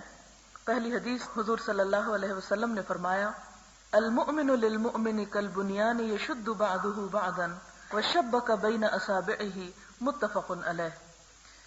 یہ بخاری اور مسلم کی روایت ہے جس کے راوی حضرت ابو موسیٰ اشعری رضی اللہ تعالی عنہ ہیں. وہ کہتے ہیں کہ نبی صلی اللہ علیہ وسلم نے فرمایا مسلمان مسلمان کے لیے عمارت کی طرح ہے جس کا ایک حصہ دوسرے حصے کو مضبوط کرتا ہے اور تھامے رکھتا ہے. پھر آپ صلی اللہ علیہ وسلم نے اپنے ہاتھ کی انگلیوں کو باہم پھنسا کر اس طرح دکھایا کہ جس طرح ایک انگلی کے اوپر دوسری اور تیسری اور یہ اگر الگ الگ ہوں تو خلا نظر آتے ہیں لیکن یہ سب مل کر ایک مضبوط چیز نظر آتے ہیں. اسی طرح جیسے ایک عمارت کی ایک اینٹ دوسری اینٹ کے اوپر اگر مضبوطی سے رکھ دی جائے تو وہ ایک مضبوط چیز بن جاتی ہے، لیکن اگر اس میں سے ایک بھی نکال دی جائے تو اس عمارت کی بنیاد جو ہے وہ ہل جاتی ہے. اسی طرح حضور صلی اللہ علیہ وسلم نے فرمایا من مر فی شیء من مساجدنا او اسواقنا ومعه نبل فلیمسک او لیقبض على نصالها بکفه ان یصیب احدا من المسلمین منها بشیء متفق علیہ. حضرت ابو موسیٰ اشعری رضی اللہ عنہ راوی ہیں کہ رسول اللہ صلی اللہ علیہ وسلم نے فرمایا جب کوئی ہماری مساجد یا بازار یا مجمع عام میں سے گزرے اور اس نے تیر اٹھائے ہوئے ہوں یعنی تیز دھار کی کوئی چیز جن کی چونچ وغیرہ ہو تو اسے چاہیے یا تو اس کے پھل یعنی آخری کنارے پہ ہاتھ رکھ لے یا اس کی ڈنڈی ہاتھ میں لے لے، کہیں بے احتیاطی سے کسی مسلمان کو کوئی تکلیف نہ پہنچے. تو یہاں پر آپ دیکھیں کہ اس میں کتنا بڑا سبق ہے، کتنی چھوٹی سی بات ہے، لیکن اس کے بارے میں بھی حضور صلی اللہ علیہ وسلم کتنا اہتمام فرما رہے ہیں کہ بازار سے گزرنے کا ادب اور طریقہ بتا رہے ہیں کہ کہیں ایسا نہ ہو کہ کوئی چیز دوسرے کے ساتھ جا ٹکرائے اور انسان بے احتیاطی میں بھی دوسرے کو نقصان پہنچا جائے. لیکن ہمارے یہاں افسوس سے کہنا پڑتا ہے کہ لوگ سزوکیوں کے اوپر اور بسوں کے اوپر لمبے لمبے پائپ اور اس قسم کی چیزیں اس طرح بغیر احتیاط کے اٹھائے جاتے ہیں کہ کوئی اگر پیچھے سے اچانک بریک آ کے لگائے تو کسی بھی طرح کا حادثہ ہو جائے. یا اسی طرح اور بھی مختلف چیزیں جو دوسروں کو اذیت دینے کا سبب ہو سکتی ہیں، جیسے بازار میں چھلکے وغیرہ پھینک دینا، گرنے کے ساتھ کسی کا بازو ہاتھ وغیرہ ٹوٹ جائے، کوئی ٹانگ ٹوٹ جائے. عموماً لوگ اس معاملے کو سمجھتے نہیں اور سمجھتے ہیں کہ ایسا کرنا شاید اس سے کوئی فرق نہیں پڑتا، حالانکہ یہ چھوٹی چھوٹی چیزیں ہی دراصل انسان کے اسلام اور اخلاق کا مظاہرہ ہوتی ہیں. وعن النعمان بن بشیر رضی اللہ عنہما قال قال رسول اللہ صلی اللہ علیہ وسلم مثل المؤمنین فی توادهم وتراحمهم وتعاطفهم مثل الجسد اذا اشتكى منه عضو تداعى له سائر الجسد بالسهر والحمى متفق علیہ. حضرت نعمان بن بشیر رضی اللہ عنہ بیان کرتے ہیں کہ رسول اللہ صلی اللہ علیہ وسلم نے فرمایا، مسلمانوں کی باہم محبت، رحم دلی اور شفقت کے معاملے میں ایسی مثال ہے جیسے کہ جسم ہو. جب اس کا کوئی عضو بیماری سے متاثر ہوتا ہے تو پورا جسم اس سے متاثر ہوتا ہے اور اسے بخار چڑھ جاتا ہے اور وہ اس کے ساتھ رات جاگتا ہے. یہاں پر بھی آپ دیکھیں کہ ایسا نہیں ہو سکتا کہ اگر کسی کے سر کو درد ہو یا کسی کے ہاتھ میں درد ہو یا ٹانگ میں درد ہو اور باقی جسم کہے کہ ہم تو سو رہے ہیں، آرام کر رہے ہیں، اگر بازو تڑپ رہا ہے تو تڑپے. ایسا ہو نہیں سکتا، یہ پاسبل ہی نہیں. اسی طرح مسلمانوں کے اندر اگر کسی مسلمان کو کوئی تکلیف ہے تو ہو نہیں سکتا کہ مسلمان اس سے بے نیاز ہوں. یہ ایک مسلمان کی پہچان ہے کہ وہ دوسرے کے دکھ درد کو اسی طرح محسوس کرے جس طرح وہ اپنے درد کو محسوس کرتا ہے. اور یہ بالکل ایسا ہی ہے کہ جیسے اگر کسی حصے کو بخار ہو جائے یا کسی حصے میں کوئی درد ہو تو باقی جسم بھی اس کے ساتھ ہی جاگتا ہے، وہ آرام نہیں کر سکتا. وعن ابی ہریرہ رضی اللہ عنہ قال قبل النبی صلی اللہ علیہ وسلم الحسن بن علی رضی اللہ عنہما وعنده الاقرع بن حابس فقال الاقرع ان لي 10 من الولد ما قبلت منهم احدا فنظر اليه رسول الله صلى الله عليه وسلم فقال من لا يرحم لا يرحم. حضرت ابو ہریرہ رضی اللہ تعالیٰ عنہ بیان کرتے ہیں کہ ایک مرتبہ جب حضور صلی اللہ علیہ وسلم نے جناب حسن بن علی رضی اللہ عنہما کو پیار میں چوما تو اقرع بن حابس رضی اللہ عنہ جو وہاں بیٹھے تھے کہنے لگے کہ میرے پاس 10 لڑکے ہیں، میں نے ان میں سے کسی کو بھی کبھی نہیں پیار سے چوما. حضور صلی اللہ علیہ وسلم نے ان کی طرف دیکھا اور فرمایا جو کسی پر رحم نہ کرے اس پر بھی کوئی رحم نہیں کرتا. یہ بخاری اور مسلم کی روایت ہے. یعنی بچوں کو پیار کرنا جو ہے یہ اللہ کے ڈالے ہوئے رحم میں سے ایک حصہ ہے جو انسان کے اندر ہوتا ہے. وعن عائشة رضی اللہ عنہا قالت قدم ناس من الاعراب على رسول اللہ صلی اللہ علیہ وسلم فقالوا اتقبلون صبيانكم فقال نعم قالوا لكننا والله ما نقبل فقال رسول اللہ صلی اللہ علیہ وسلم اب املک ان کان اللہ نزع من قلوبکم الرحمہ متفق علیہ. ام المومنین حضرت عائشہ صدیقہ رضی اللہ تعالی عنہا فرماتی ہیں ایک مرتبہ کچھ دیہاتی رسول اللہ صلی اللہ علیہ وسلم کی خدمت میں آئے اور پوچھنے لگے کیا آپ اپنے بچوں کو پیار کرتے ہیں اور چومتے ہیں؟ آپ صلی اللہ علیہ وسلم نے فرمایا ہاں. وہ کہنے لگے خدا کی قسم ہم تو اپنے بچوں کو پیار میں نہیں چومتے. آپ صلی اللہ علیہ وسلم نے فرمایا کہ جب اللہ تعالیٰ نے ہی تمہارے دلوں سے پیار اور محبت نکال لیا تو بھلا میں کیا کر سکتا ہوں. وعن جریر بن عبداللہ رضی اللہ عنہ قال قال رسول اللہ صلی اللہ علیہ وسلم من لا يرحم الناس لا يرحمه اللہ متفق علیہ. حضرت جریر بن عبداللہ رضی اللہ عنہ راوی ہیں کہ نبی صلی اللہ علیہ وسلم نے فرمایا جو لوگوں پر رحم اور مہربانی نہیں کرتا اللہ تعالیٰ بھی اس پر رحم نہیں فرماتے. یہ بخاری اور مسلم کی روایت ہے. اگلی حدیث ہے حضرت ابو ہریرہ رضی اللہ تعالی عنہ سے روایت ہے کہ رسول اللہ صلی اللہ علیہ وسلم نے فرمایا جب تم امام بن کر لوگوں کو نماز پڑھاؤ تو ہلکی مختصر نماز پڑھاؤ کیونکہ جماعت میں کمزور، بیمار اور بڑی عمر کے افراد بھی ہوتے ہیں، ان کا لحاظ رکھو. اور جب تم اکیلے نماز پڑھو تو جتنا دل چاہے لمبی نماز پڑھو. یعنی حتیٰ کہ نیکی کے کاموں میں بھی دوسروں کو ستانا، اور اذیت دینا جو ہے وہ درست نہیں. اب دیکھیں کہ اس سے بڑھ کر نیکی کیا ہوگی کہ نماز پڑھی جا رہی ہو اور اس میں لمبی نماز اسی وقت ہوتی ہے جب کہ اس میں تلاوت لمبی کی جائے، قرات لمبی ہو یا پھر تسبیحات لمبی ہوں. لیکن اس سے بھی منع کیا گیا کہ ان لمبی تسبیحات سے کوئی شخص اکتا نہ جائے اور وہ دین سے ہی دور نہ ہو جائے. روایت آپ کو یاد ہوگی کہ جس میں وہ کہتے ہیں کہ حضور صلی اللہ علیہ وسلم نے جب ایک دفعہ وہ نماز پڑھ رہے تھے، میں آپ کے ساتھ کھڑا ہو گیا، آپ نے سورۃ البقرہ پڑھی، آپ نے آل عمران پڑھی، آپ نے سورۃ النساء شروع کر دی، تو میرے دل میں یہ خیال آیا کہ میں نماز توڑ دوں. کیونکہ ایون یہ کہ ایک شخص اللہ کے رسول صلی اللہ علیہ وسلم کے ساتھ کھڑا ہے لیکن اس کی ہمت اتنی نہیں جتنی آپ کی ہے. تو یہ چونکہ نماز تہجد آپ پر فرض تھی اور آپ اس کی ادائیگی کو جتنا بھی طویل کرنا چاہتے تھے کرتے تھے، لیکن شوق میں جب وہ ان کے ساتھ شریک ہو گئے لیکن اس کو وہ قائم نہ رکھ سکے. تو اب اگر ایک شخص کا ایسے موقع پر اور ایسی کمپنی میں یہ حال ہو جائے تو عام لوگوں کے ساتھ کیا حال ہو سکتا ہے. لہٰذا اس میں دوسرے مسلمانوں کی رعایت برتنی چاہیے. اسی طرح حضور صلی اللہ علیہ وسلم نے فرمایا کہ تم ملا کر روزے نہ رکھا کرو، یعنی مستقل مسلسل روزے نہ رکھا کرو. اسے صوم وصال کہتے ہیں. وصال کا مطلب ہوتا ہے ایک سے دوسرا جڑا ہوا، اور ایک ہوتا ہے صوم داؤدی جو داؤد علیہ السلام رکھتے تھے، یعنی ایک دن روزہ اور ایک دن افطار، ایک دن روزہ ایک دن افطار. آپ صلی اللہ علیہ وسلم نے اپنے صحابہ کرام کو منع کر دیا کہ مسلسل روزے نہ رکھو، اور یہ آپ صلی اللہ علیہ وسلم نے ان کے ساتھ شفقت اور محبت کی وجہ سے کیا. صحابہ کرام کہنے لگے کہ آپ بھی تو پے در پے روزہ رکھتے ہیں، یعنی آپ خود تو رکھتے ہیں، ہمیں کیوں روکتے ہیں؟ آپ صلی اللہ علیہ وسلم نے فرمایا میری بات چھوڑو، میں تمہاری طرح نہیں ہوں، میرا رب تو مجھے رات کو کھلا پلا دیتا ہے.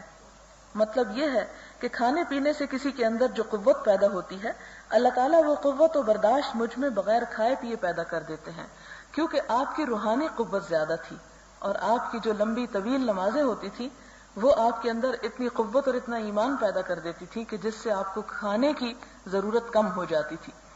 یہاں پر آپ یہ بھی اس طرح محسوس کر سکتے ہیں کہ جیسے ہم روزے کی حالت میں ہوتے ہیں، خواہ دسمبر کا روزہ ہو یا جون کا روزہ ہو، لیکن جب انسان اللہ کی خاطر اپنے آپ کو کسی چیز سے روکتا ہے یا اپنی پابندی عائد کرتا ہے تو آپ دیکھیں کہ کتنا بھی کھانا ہو لیکن بھوک کا احساس بہت کم ہوتا ہے. طویل ترین گرمیوں کے روزوں میں بھی اگرچہ پیاس کی انسانی فطرت کے مطابق ضرورت محسوس ہوتی ہے، لیکن اگر انسان کا روزہ نہ ہو تو نہ جانے اس وقت میں وہ کتنے ہی گلاس پی جائے. تو یہ فرق کیوں ہوتا ہے کہ انسان بھی وہی ہوتا ہے لیکن کیفیت اور مزاج اور طلب مختلف ہو جاتی ہے. اس کی وجہ یہ ہے کہ انسان کی جب روح ڈیولپ ہونے لگتی ہے، اس کو قوت ملنے لگتی ہے، تو جسمانی ضروریات آہستہ آہستہ کم ہونے لگتی ہیں. پھر انسان اللہ کے شوق اور محبت اور جذبے میں جو کام کرتا ہے اس میں نہ اس کو کوئی تھکاوٹ ہوتی ہے، نہ اسے پھر نیند آتی ہے، اور نہ اسے کوئی اور طرح کی بے چینی ہوتی ہے جو کہ عام حالات میں بھوک یا انسانی دوسری ضروریات کے وجہ سے انسان کو لاحق ہوتی ہے. پھر اسی طرح اگلی حدیث ہے، حضرت ابو قتادہ حارث بن ربی روایت کرتے ہیں کہ رسول اللہ صلی اللہ علیہ وسلم نے فرمایا میں نماز پڑھانے کے لیے کھڑا ہوتا ہوں، دل چاہتا ہے کہ نماز ذرا لمبی کر دوں کہ کسی بچے کے رونے کی آواز سن کر مختصر کر دیتا ہوں. مجھے برا لگتا ہے کہ بچے کی ماں کو تکلیف نہ ہو.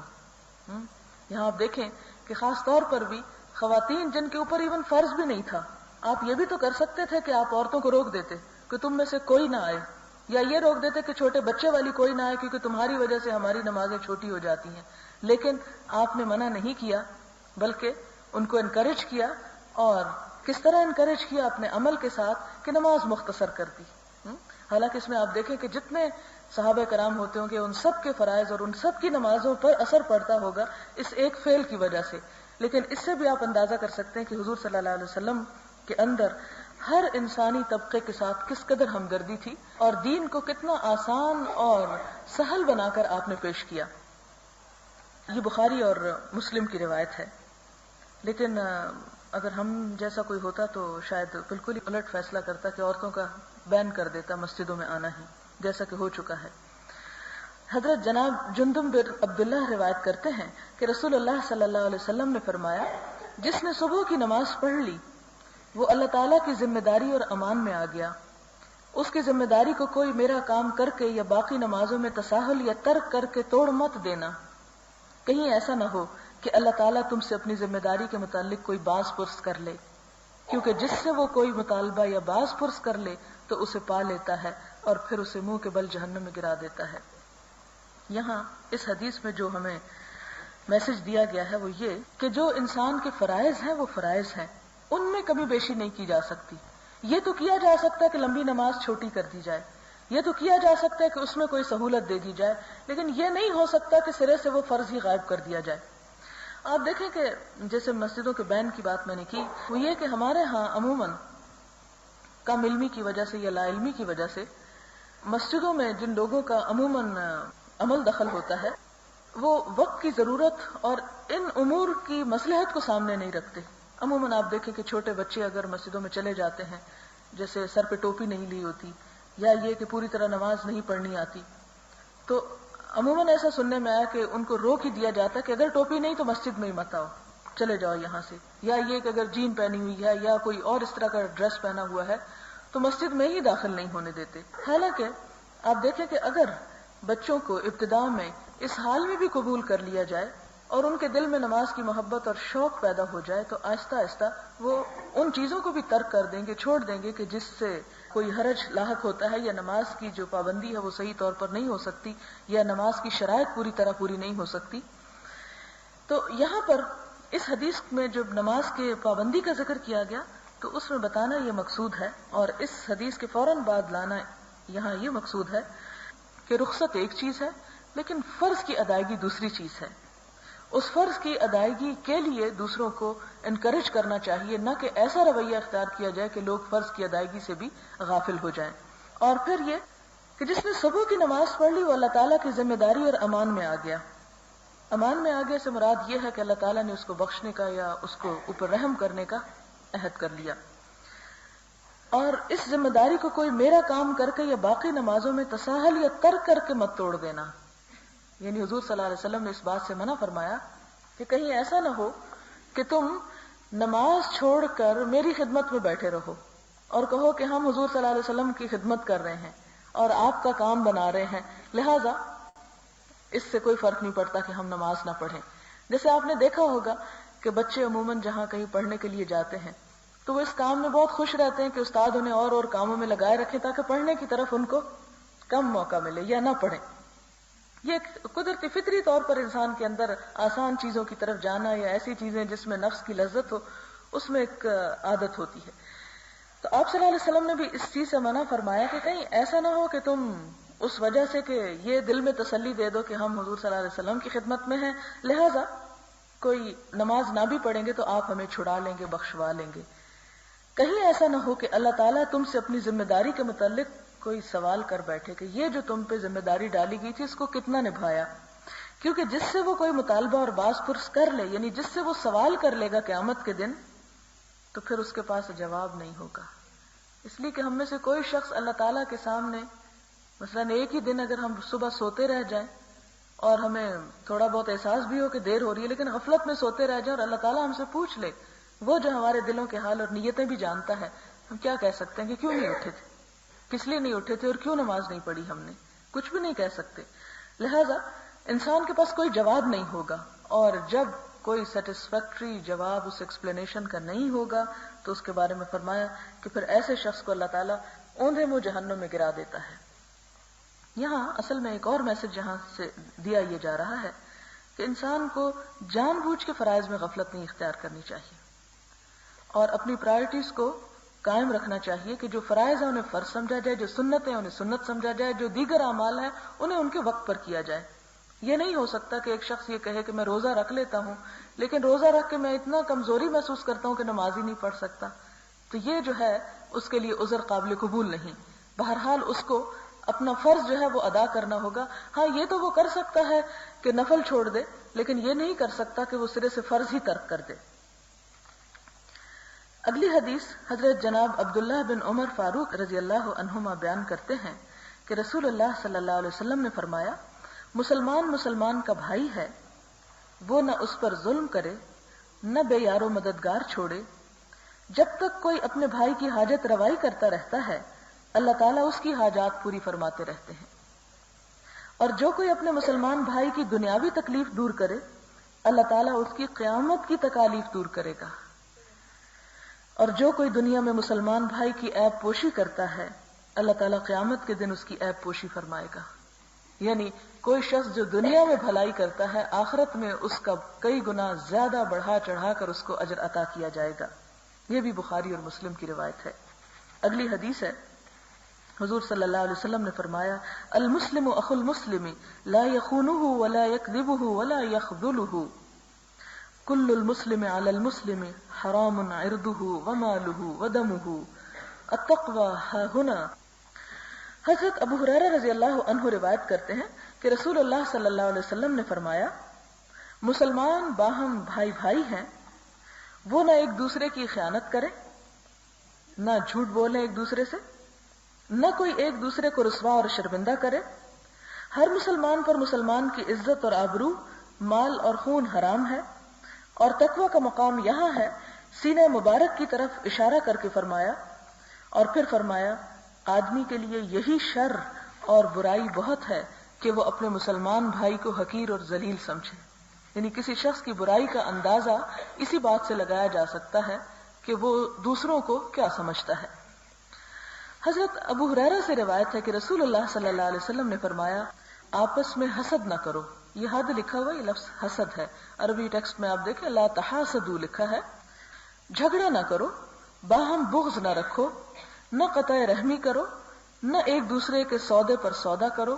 اللہ کے بندے بھائی بھائی بن کر رہو. مسلمان مسلمان کا بھائی ہے، اس پر ظلم نہ کرے، اسے حقیر نہ سمجھے، اسے ذلیل نہ کرے. یہاں پر بھی آپ دیکھیں کہ جن چیزوں سے روکا جا رہا ہے اور جو امت مسلمہ کے باہم اتحاد و اتفاق کو پارا پارا کرنے والی چیزیں ہیں ان میں ایک حسد ہے کہ انسان دوسرے کو ملنے والی نعمت کے بارے میں یہ سوچے کہ وہ اس سے ہٹ جائے اور وہ مجھے مل جائے. اگر ایک انسان صرف اتنا سوچتا ہے کہ وہ نعمت اللہ مجھے بھی دے تو یہ حسد نہیں ہوتا.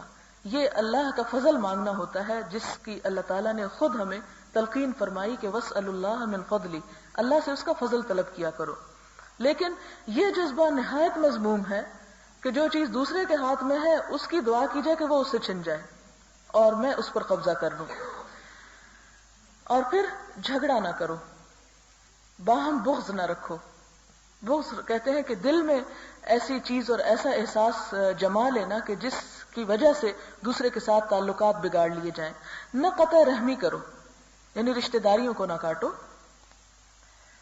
نہ ایک دوسرے کے سودے پر سودا کرو کہ اگر کسی نے کہیں قیمت طے کیا اور آپ دور سے دیکھ رہے ہیں کہ اچھی قیمت پہ یہ چیز بکنے لگی ہے تو آپ اس کو کہیں، یا آپ کو وہ چیز پسند آ جاتی ہے تو آپ بیچنے والے سے کہیں کہ اگر یہ تمہیں 5 دے رہا ہے تو میں 10 دیتا ہوں اور یہ مجھے دے دو.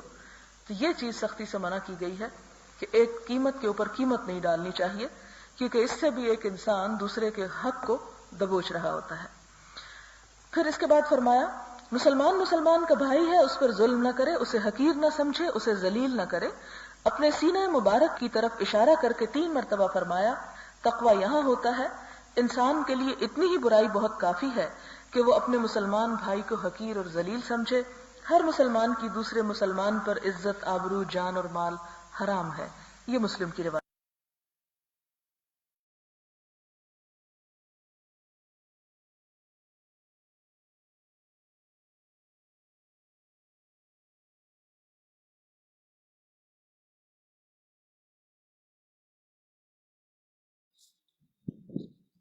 السلام علیکم ورحمۃ اللہ وبرکاتہ. وعلیکم السلام ورحمۃ اللہ وبرکاتہ. وعلیکم السلام ورحمۃ اللہ. یہ لاسٹ والی حدیث کا پیج نہیں تھا، کتاب میں موجود ہے، لیکن اگر کسی کے پاس کتاب ہوگی تو وہ دیکھ سکتا ہے اس میں سے. جی میرے پاس ہے. جی کتاب میں تھا لیکن اس میں رہ گیا، مس ہو گیا. چلتے ہیں آج کلاس ڈسکشن کی طرف. ایکچولی آپ کی کتاب میں اور میرے پاس جو پرسنل کتاب ہے اس میں بہت فرق ہے.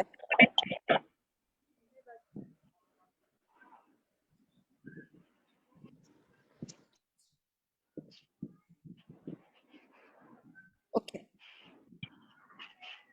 اپنے مائکس تو کائنڈلی میوٹ رکھیں. آج ہم نے پڑھا باب ظلم کے بارے میں اور اس کے بعد ہم نے پڑھا مسلمانوں کی حرمت کے بارے میں. تو ظلم کس سے کہتے ہیں؟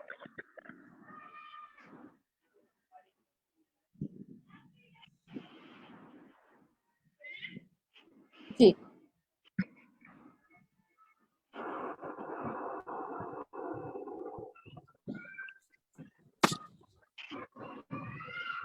جی نسرین باجی.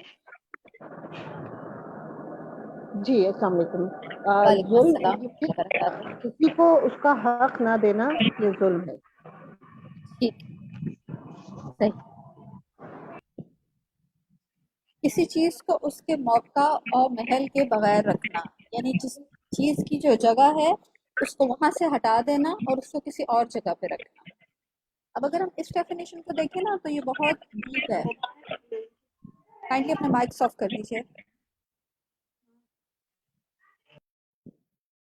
اس سینس میں اگر ہم دیکھیں کہ یہ جو بات ہے نا کہ کسی چیز کو اس کے موقع و محل کے بغیر رکھنا، یہ صرف چیز نہیں ہے بلکہ اس میں پھر انسان بھی آ جاتے ہیں کہ جس انسان کا جتنا رتبہ ہے اگر ہم اس کو اس سے کم رتبہ دیتے ہیں یا ہم اس کو اس کا رتبہ اس سے بڑھا دیتے ہیں تو دونوں صورتوں میں پھر وہ ظلم ہو جاتا ہے. تو یہ صرف چیز نہیں ہے بلکہ یہ شخص، معاملہ، ہر جگہ پہ یہ ڈیفینیشن جو ہماری اپلائی ہوگی.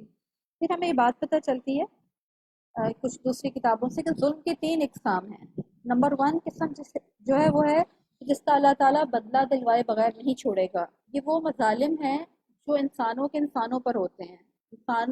انسان جب انسانوں کے حقوق ادا نہیں کرتے تو اس کا اللہ تعالیٰ بدلہ دلوائیں گے. نمبر 2 وہ ظلم ہے جس کی معافی نہیں ہے.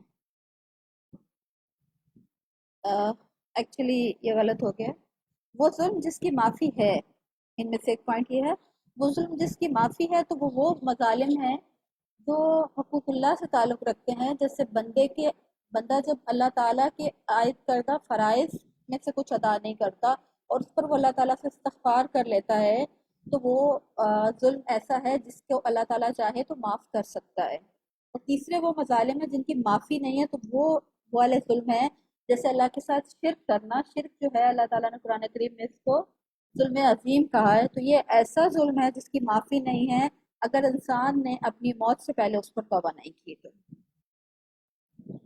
پھر ہم نے حدیث نمبر 208 میں پڑھا کہ کسی کی زمین کو ناحق حاصل کرنے کی کیا سزا ہے.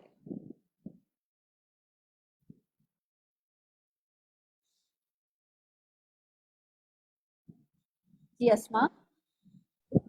میم اس میں یہ ہے یعنی کہ اسے 7 زمینوں کا طوق پہنایا جائے گا. بالکل اسے 7 زمینوں کا قیامت والے دن طوق پہنایا جائے گا. اور یہ کتنی تھوڑی زمین کے اوپر سزا ہے کہ بالش کے برابر بھی کسی کی زمین ناحق حاصل کی تو اس سے روز قیامت 7 زمینوں کا طوق پہنایا جائے گا. اب نیکسٹ کوشچن ہمارا یہ ہے کہ زمین کو ناحق حاصل کرنے کی مختلف صورتیں کیا ہو سکتی ہیں آپ کے خیال میں؟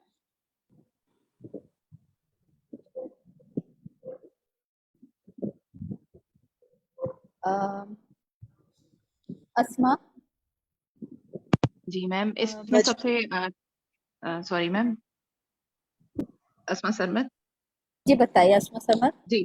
جی میم اس میں یہ ہے کہ جیسے زمین کو ناحق حاصل کرنا یہ ہوتا ہے کہ جیسے جائیداد کی جو ہے وہ صحیح تقسیم نہیں کی جاتی اور اس طرح سے تو بہت سارے معاملات ہوتے ہیں اور خاص طور پہ جو عورتیں ہیں ان کی حصے نہیں دیے جاتے تو وہ بھی ایک ناحق جو ہے اس پہ جو مطلب اس پہ قبضہ کرنا ہے. اور دوسرا یہ جیسے ڈیرا سسٹم ہے تو اس کے اندر بھی یعنی ایک چھوٹا سا کام کروانے کے بدلے میں جو ہے ایک زمین کا ان کا حصے پہ قبضہ کر لیا جاتا ہے. اگر وہ نہ کریں تو پھر وہ سارا یعنی کہ خرید لیا جاتا ہے. خریدا انسان کے بندے کو ہی خرید لیتے ہیں کیونکہ اس نے یہ کام نہیں کیا تھا. تو یہ بھی ایک ناحق قبضہ ہے. اس طرح پلاٹس وغیرہ پہ بھی بے تحاشا ناحق قبضے کر لیے جاتے ہیں، پتہ ہی نہیں چلتا. تو یہ ساری اسی اور وہ بہت زیادہ یعنی ایکڑوں میں پھیلی ہوئی زمینوں پہ قبضے ہوتے ہیں. بالکل صحیح. فراقیل.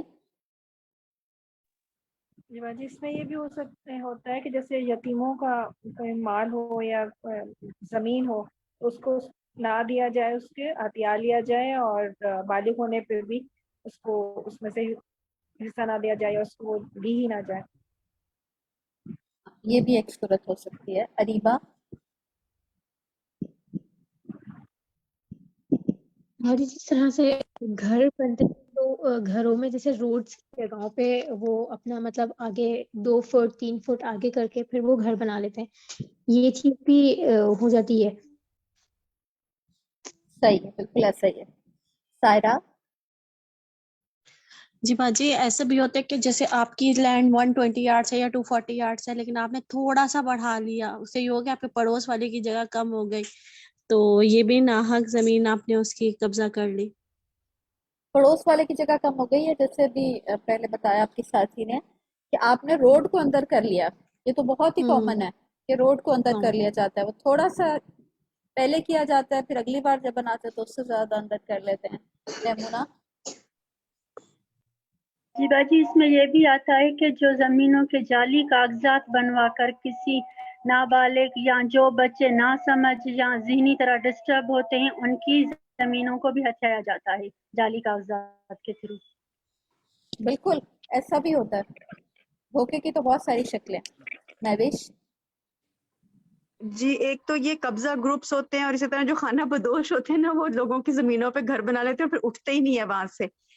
اور دوسرا ایک میں نے اور چیز عسکری اپارٹمنٹس میں بہت ساری دیکھی آرمی کے نا, کہ وہ جن کا نیچے والا فلور ہوتا ہے نا, گراؤنڈ فلور, وہ جہاں پہ آپ کے گاڑیاں کھڑی کرنے کی ہوتی ہیں, میری امی کے گھر میں جیسے تھا, تو انہوں نے آگے لان بنا لیا, تو وہ اب گاڑیاں کیا کھڑی کرے. اور اسی طرح بیک سائڈ جو تھی وہاں پر نا اپنے اتنے بڑے بڑے کچنز اور دھونے والی جگہ بنا دی کہ وہ جو گزرنے کی جگہ ہوتی ہے نا, پیچھے سے گزر کے آپ اپنے کوارٹر میں جاتے ہیں کچھ, تو وہ بھی بند ہو گیا. پیچھے والے کیسے جائیں؟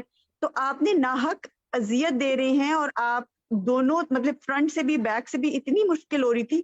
تو یہ بھی ہے کہ آپ چاہے وہ گورنمنٹ کی زمین ہے, آپ کی نہیں ہے, مگر آپ ناحق مار رہے ہیں اس کو بغیر اجازت کے. صحیح. تحسین. زمین کو کئی کئی لوگوں کو بیچ دیا جاتا ہے, وہ لڑتے رہے, ہم نے تو بیچ دیا. میں سمجھی نہیں آپ کی بات, ایجنٹ زیادہ تر دوبارہ بتائیے گا. وہ ہوتا ہے نا, بعض پلاٹ ایسے ہوتے ہیں اسٹیٹ ایجنٹ کئی لوگوں کو بیچ دیتے ہیں, کئی فائلیں تیار کر لیتے ہیں, اور وہ بعد میں پریشان ہوتے رہے, یہ بیچ کے اپنا کام کر لیتے ہیں, وہ بھی کہہ سکتے ہیں.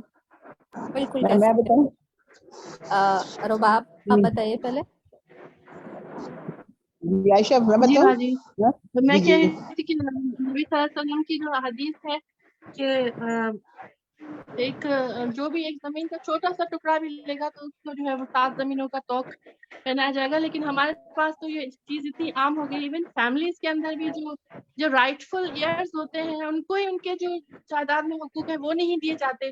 تو ان کو اگر یہ پتہ چل جائے, ہو سکتا ہے پتا ہو کہ اگر ایک ٹکڑا چھوٹا سا ٹکڑا لینے پر اتنی بڑی سزا ہے, تو آپ ایک رائٹ فل ایئر کا اگر بہت ساری زمین کھا جاتے ہیں ان کو نہیں دیتے تو اس کی کتنی بڑی سزا ہوگی. تو اللہ توبہ استغفار کرنی چاہیے اس بات سے.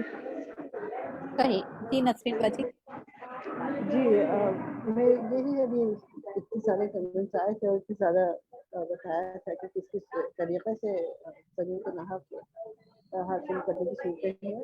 تو حدیث کو اگر ہم دیکھیں تو حدیث میں اس قدر ہمیں ایک چھوٹی سی یعنی بالش بھر زمین کی بات کی گئی ہے, اور اس کے بدلے 7 زمینوں کا توق, یعنی یہ کتنی اہم بات ہے کہ اتنا سا ایک بالش کا تو کیا ہم اس کو اہمیت دیں گے, لیکن جس طرح بھی اتنے زیادہ طریقے صورتیں جو سامنے آئی ہیں یہ اس قدر عام ہو گئی ہمارے معاشرے میں اب کہ یہ بھی ہوتا ہے نا کہ جو گناہ ہی نہیں رہا, یعنی اس چیز کا احساس ہی ختم ہو گیا ہے, چاہے وہ گورنمنٹ کی زمین ہو یا چاہے وہ انسانوں کی ہو یا کسی پڑوس کی ہو, کہ اس کو ہم اپنا حصہ تھوڑا سا آگے بڑھاتے ہیں یا کچھ بھی ایک چیز اس کو استعمال کے لیے کر لیں, گیرش بنا لیں, کیاریاں بنا لیں, گارڈن, تو وہ احساس ہم سب کے دل سے اب ختم ہو گیا ہے کہ یہ ہم ایک گناہ کا کام کر رہے ہیں, یعنی اس کو ہم گناہ سمجھتے ہی نہیں.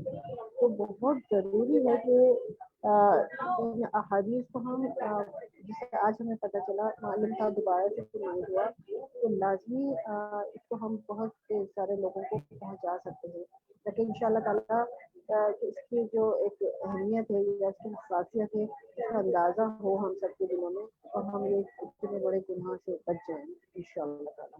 انشاءاللہ. اچھا یہ بھی ہے کہ ہم اس کو صرف زمین پہ نہ رکھیں کہ زمین تو ایک یعنی ایک بات بیان کی گئی ہے نا لیکن اس کو پھر ہمیں باقی اپنی زندگی کے معاملات پر بھی اپلائی کرنے کی ضرورت ہے کہ کسی کی تھوڑی سی چیز لینے کا بہت بڑی سزا قیامت کے دن بھگتنی پڑ سکتی ہے. سر آپ کچھ کہہ رہی ہیں؟ اوکے السلام نیکسٹ علیکم. کوشچن. جی بتائیے. ایک بات میں یہ پوچھ رہی تھی کہ یہ امانت کے زمرے میں آ جاتا ہے نا, جیسے امانت کا ہی ہے کہ کسی پر کوئی بھی امانت ہوگی تو اس کو اسی قیامت کے دن وہ چیز وہ اٹھائے ہوا ہوگا جیسے امانت میں خیانت کی بھی ہوگی. بالکل ایسا ہی اس کے اندر آ جائے گا. بشرا جی میں ایک چیز ایڈ کرنا چاہ رہی تھی, جیسے آپ نے بھی کہا کہ یہ صرف زمین پر نہیں آتا, اور جس طرح ایک بہن نے بھی کہا کہ رائٹ فل آئرز ہوتے ہیں, اس میں اب وہی آ جاتا ہے کہ مال و دولت میں نے بہت زیادہ دیکھا ہے, سال ہر سال لڑائیاں چلتی ہیں بچوں کے درمیان, اور بعض اوقات تو قتل بھی ہو جاتے ہیں اسی کے اوپر, اور صرف ناحق لینے کے لیے کہ بیچ میں سے بچے فوت ہو گئے تو ان کے آگے گرینڈ چلڈرن لڑ رہے ہیں. تو یہ جو ہے نا, اس میں یہ چیز بھی آ جاتی ہے کہ یہ بہت فتنہ بن جاتا ہے, بہت بڑی چیز. صحیح. نیکسٹ کوشچن کی طرف چلتے ہیں. مظلوم کی بد دعا سے بچنا کیوں ضروری ہے, یہ ہمیں حدیث میں بات پتہ چلی ہے. عالیہ آپ جواب دیں گی؟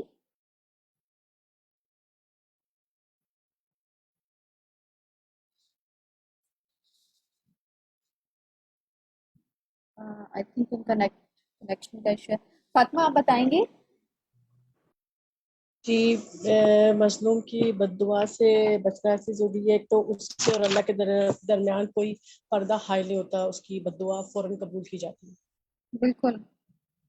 اور اب یہ دیکھیں کہ یہ مظلوم تو کوئی بھی ہو سکتا ہے نا, ضروری نہیں ہے کہ کوئی بہت بڑا ہی مظلوم ہو, بلکہ بعض دفعہ ہم کسی کو ایسے ہی راہ چلتے ایسی بات کہہ دیتے ہیں جو اس کو بہت زیادہ ہرٹنگ ہو جاتی ہے, لیکن وہ مظلوم آپ کا ملازم بھی ہو سکتا ہے, وہ مظلوم اس وقت آپ کا بچہ بھی ہو سکتا ہے, کیونکہ مظلوم تو پھر وہ ہے جس پر ظلم کیا گیا. تو اب وہ بات ہو سکتا ہے آپ کے لیے کوئی اتنی بڑی نہ ہو, آپ کو لگے کہ یہ تو بس ایسے ہی, اس میں کیا ہے, لیکن دوسرے پرسن کے لیے وہ ایک بہت بڑی بات ہو.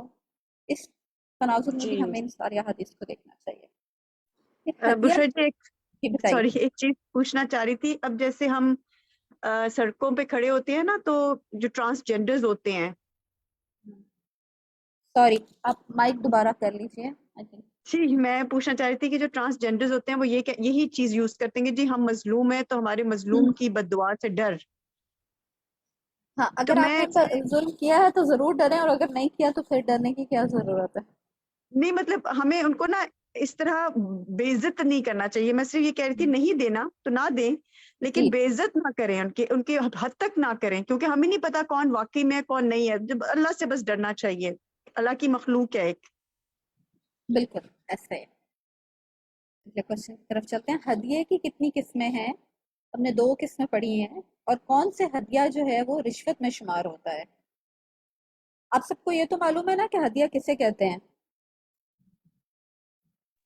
جی جی عائشہ انیس آپ جواب دیں گے اس کا؟ یہ تو تحفہ ہی ہوتا ہے نا جو آپ کو کسی نے دیا. ہاں جی بالکل, تحفہ, گفٹ. جی عائشہ آپ بتائیں گی؟ جی میم ہدیہ ایک ہبہ کرنا, کسی کو تحفہ دینا ہدیہ ہے. ٹھیک ہے. اس کی کون سی 2 قسمیں ہمیں پتہ چلی ہیں آج؟ میں نے پہلے یہ 2-3 ہوئے ہیں نا باب, تب بالکل مجھے آواز نہیں آتی, میں نے سنا نہیں ہے لیکچر. میں نے یہاں سے سنا ہے, جو آگے حدیثیں آ رہی ہیں ان سے سنا ہے. ٹھیک ہے, توبہ آپ بتائیں گی؟ صحیح. توبہ. السلام علیکم. مجھے قسمیں یاد نہیں ہے, لیکن مجھے اس کو آپ نے پوچھا تھا کہ کون سا ہدیہ رشوت شمار ہوتا ہے, تو جو نارمل لین دین کے میل جول کے رشتہ دار دوست آپ کو ہم جو لینا دینا رکھتے ہیں تحفے تحائف, جس کے لیے اللہ کے رسول نے ہمیں انکریج کیا تھا کہ تحادو تحابو, وہ تو اوکے ہے, لیکن ایسی جگہ ہم کوئی گفٹس دیتے ہیں, کچھ بھی دیتے ہیں, ہم کسی طرح کا فیور کرتے ہیں جہاں سے ہمیں کوئی فائدہ حاصل ہو رہا ہو. جیسے اگر آپ کے بچے نے کسی مخصوص کالج میں ایڈمیشن کرنا ہے, اور تو میرٹ کے بیسس پہ اگر آپ سمجھتے ہیں کہ آپ فیور کریں گے تو آپ کے بچے کو دے دیا جائے گا یا جاب دے دی جائے گی, تو ایسے شخص کو دینا ایسی جگہ پر جو کسی پوسٹ پہ کسی پوزیشن پر ہو, تو پھر وہ ہدیہ جو ہے وہ رشوت میں شمار ہو جائے گا. بالکل. اگر کسی ایک اور کوشچن ہے. فار ایگزامپل جس طرح پاکستان میں ایک رول ہی بن گیا ہے کہ اگر آپ کو اپنے ہی ذاتی زمین یا فار ایگزامپل بجلی کا میٹر ہی کہہ لیں, اس کو لگوانے کے لیے بھی لائن کھڑا लाइनों में खड़ा हो, अनसेंटल आप जब पैसे नहीं दे रहे, वो आपका काम दे रहा, तो वो किस जुमरे में आता है? देखिए वो हदिया भी रिश्वत में ही शामिल होता है, उसमें तो कोई दो राय नहीं है। लेकिन अब ये एक पॉइंट के क्या वो इस तरारी हालत में दिया जा सकता है या नहीं, इसके ऊपर फतवे मौजूद हैं, आपको वो चेक करने चाहिए कि बहरहाल है तो वो रिश्वत। एक चीज मैं पूछ सकती हूँ बुशरा जी? जी पूछें। जी मुझे ये पूछना था कि जैसे मेरे हस्बैंड डॉक्टर हैं और ये सारे हॉस्पिटल्स में होता है कि फार्मा वाले आते हैं, और एक तो ये है कि इनको एनुअली ना ट्रिप्स बाहर लर्निंग के लिए वर्कशॉप्स पे भी जाते हैं, तो साथ उनको दिया जाता है कि जो आप घूमे फिरें और आप ये वर्कशॉप भी लेनी है। और एक ये चीज क्या ये रिश्वत में तो नहीं आता जो है? और दूसरा ये कि इसी तरह ये फार्मा वाले जो हैं अपनी मेडिसिन जो होती हैं वो इंट्रोड्यूस कराते हैं, तो वो उसके भी देते हैं, पता नहीं पैसे देते हैं क्या। मेरे हस्बैंड तो खैर कहते हैं भाई हॉस्पिटल को ठीक कर दो, जो भी तुम्हारी मेडिसिन हैं पहले मैं देखूंगा कैसी हैं, अच्छी हैं, वो अपने ऊपर यूज करते हैं, और अगर वो जो भी देते हैं वो कहते हैं ये भी हॉस्पिटल ठीक करा दो, मुझे ये चीज चाहिए, मतलब उनके लिए। तो इसको किस जुमरे में लाएंगे, ये मुझे समझ नहीं आ रही। ये भी असल में थोड़ा फिक्की सवाल है, आपको islamqa.com पे जाके चेक कर लें, क्योंकि वहाँ पे मुफ्ती हजरात है ना। जी ठीक है। अस्सलाम वालेकुम। जी तोबा। बाजी मैं थोड़ा सा ऐड करना चाहूंगी कि यहाँ पर हमारा पाकिस्तान में एज अ डॉक्टर मैं फील करती हूँ कि ये कल्चर है। जब तक मैंने प्रैक्टिस की थी मैंने फील किया कि इसमें जब आप ज़ाती तौर पे एक डॉक्टर को ज़ाती तौर पे तोहफे तोहफ़ या उससे पर्सनल टूर पे भेजते हैं, किसी मुल्क की टूर पे भेजते हैं या उसके घर पे उसको, ये बहुत कॉमन है, बड़ी बड़ी मशीनरीज गिफ्ट करते हैं या 5 स्टार रेस्टोरेंट्स में, अगर ज़ाती तौर पे करते हैं तो फिर उसमें ये आ जाता है कि फिर आपको फेवर देना पड़ता है और उसी फार्मास्यूटिकल कंपनी की मेडिसिन पेशेंट्स को प्रिस्क्राइब करते हैं। फिर आप मरीज का फायदा पेश नजर नहीं रखते कि आप देखते हैं इवन कि अगर वो 2 ड्रग्स हैं 2 कंपनीज की, लेकिन जिस कंपनी ने आपको फेवर दिए तो जाहिर है आपने रिटर्न बैक भी करना है, तो चाहे वो महंगी ही क्यों ना हो और मरीज की जेब पे भारी पड़ती हो, या चाहे उस दूसरी ड्रग के ज्यादा अच्छे जो है ना साइड इफेक्ट्स कम हो, ज्यादा अच्छी उसकी रिसर्च से प्रूवन हो, लेकिन उसके बजाय आप अपने जाती मफाद को पेश नजर रखते हो मरीज के बजाय, और आप उस कंपनी को फेवर करते हो जिसने आपको फेवर्स दिए थे, आपको रिटर्न बैक करना है। तो ये बात सही है कि जैसे इनके हस्बैंड ने कहा कि आप अस्पताल को, बहुत सारे स्पेशली सरकारी अस्पतालों में पानी के प्लांट्स लगाने, बहुत सारी मरम्मत की जरूरत होती है, पंखे लगवाना, वो कर दें, लेकिन ये बहुत कॉमन कल्चर है जो है। अगर आप इस तरह जाती तौर पे किसी डॉक्टर्स को देते हो तो या फिर ये मुनासिब नहीं समझती कि इसमें फिर फेवरेटिज्म आ जाती है, फिर आप मरीज का फायदा जो है ना वो उसको पेश नजर नहीं रखते। फिर उसमें सॉरी मैं ये कहना चाहूंगी कि मेरे हस्बैंड क्योंकि आर्मी से हैं वो पर्सनली कुछ भी ले ही नहीं सकते, तो वो क्योंकि बहुत बड़े बड़े उसमें आते हैं तो वो यही कहते हैं कि भाई CMH को ये दे दो, हमें कार्डियोलॉजी के लिए ये चाहिए, हमें मेडिसिन के लिए ये चाहिए, तो वो ये कहते हैं कि मुझे मत दो, फाइजर है या इस तरह, तो कहते हैं इनको अस्पताल में ये करा दो काम। जी बिल्कुल, जैसे यहाँ यूके वगैरह में ये कल्चर नहीं है, लेकिन पाकिस्तान में ये कल्चर बहुत कॉमन हो गया और हमें इसको जो है डिस्करेज करना चाहिए। जी बिल्कुल। मारिया आप कुछ कहना चाह रही हैं? जी अस्सलाम वालेकुम रहमतुल्लाहि व बरकातहू। एक्चुअली ये टॉपिक सही बुखारी का चैप्टर करते हुए बाबुल हिबा में भी बहुत डिटेल से हमारी क्लास में डिस्कस हुआ, और मुझे जहन में आ रहा था कि जो इकबाल किलानी साहब की मसाइल ज़कात की बुक है ना, उसमें भी उन्होंने इसको बहुत एक्सप्लेन किया है। जो हदीस के अल्फाज हैं ना वो सेल्फ एक्सप्लेनेटरी हैं। हदीस के अल्फाज क्या है कि अगर ये अपने बाप के घर में होता तो क्या इसको ये तोहफा मिलता। तो इसको इकबाल किलानी साहब ने बड़ा अच्छा एक्सप्लेन किया है कि आप कोई भी ऐसी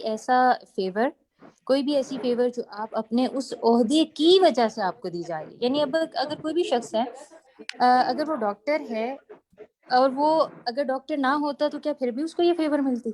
कचरा पड़ा हुआ है, झाड़ू तो ये जो चीज़ है ना, ये हदीस बिल्कुल वाज़े एक्सप्लेन कर रही है कि अगर वो अपने बाप के घर में बैठ जाता तो क्या वो इसको तोहफे देते।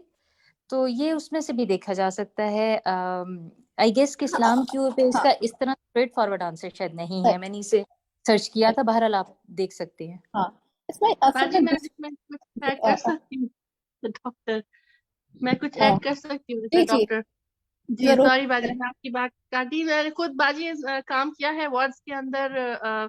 ये बहुत बहुत कॉमन है हमारे पाकिस्तान में। मुझे तो इंटीरियर सिंध का ज्यादा पता है, हैदराबाद वगैरह का। डॉक्टर सुबह से शाम तक दवाएं लिखते हैं और रात को जाके उस मेडिकल स्टोर से जितने जितने लोगों ने वो दवाएं उनसे ली हैं उनके पैसे जाके उनसे लेते हैं। ये मेरी अपनी ऑब्जर्वेशन है, और मैं ये काम नहीं करती थी तो वो मुझे कहते थे कि तुम क्यों नहीं करती हो, तो मैं कहती कि नहीं मैं ये काम नहीं कर सकती, मुझे नहीं लगता कि ये पैसा ठीक है।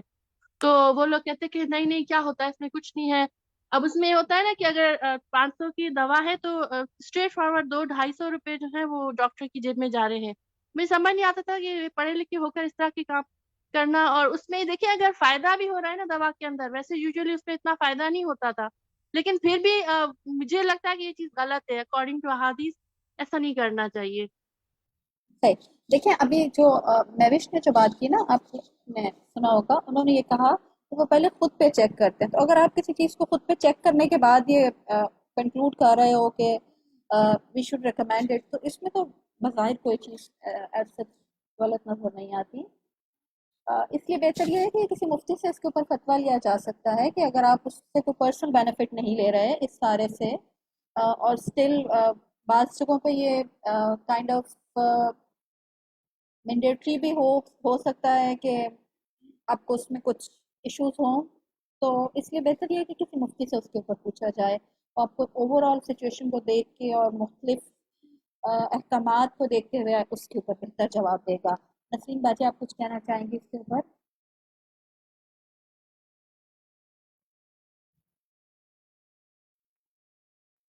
ओके, आप लोग अपने हैंड डाउन कर लें ताकि हम अपने नेक्स्ट क्वेश्चन की तरफ चलें।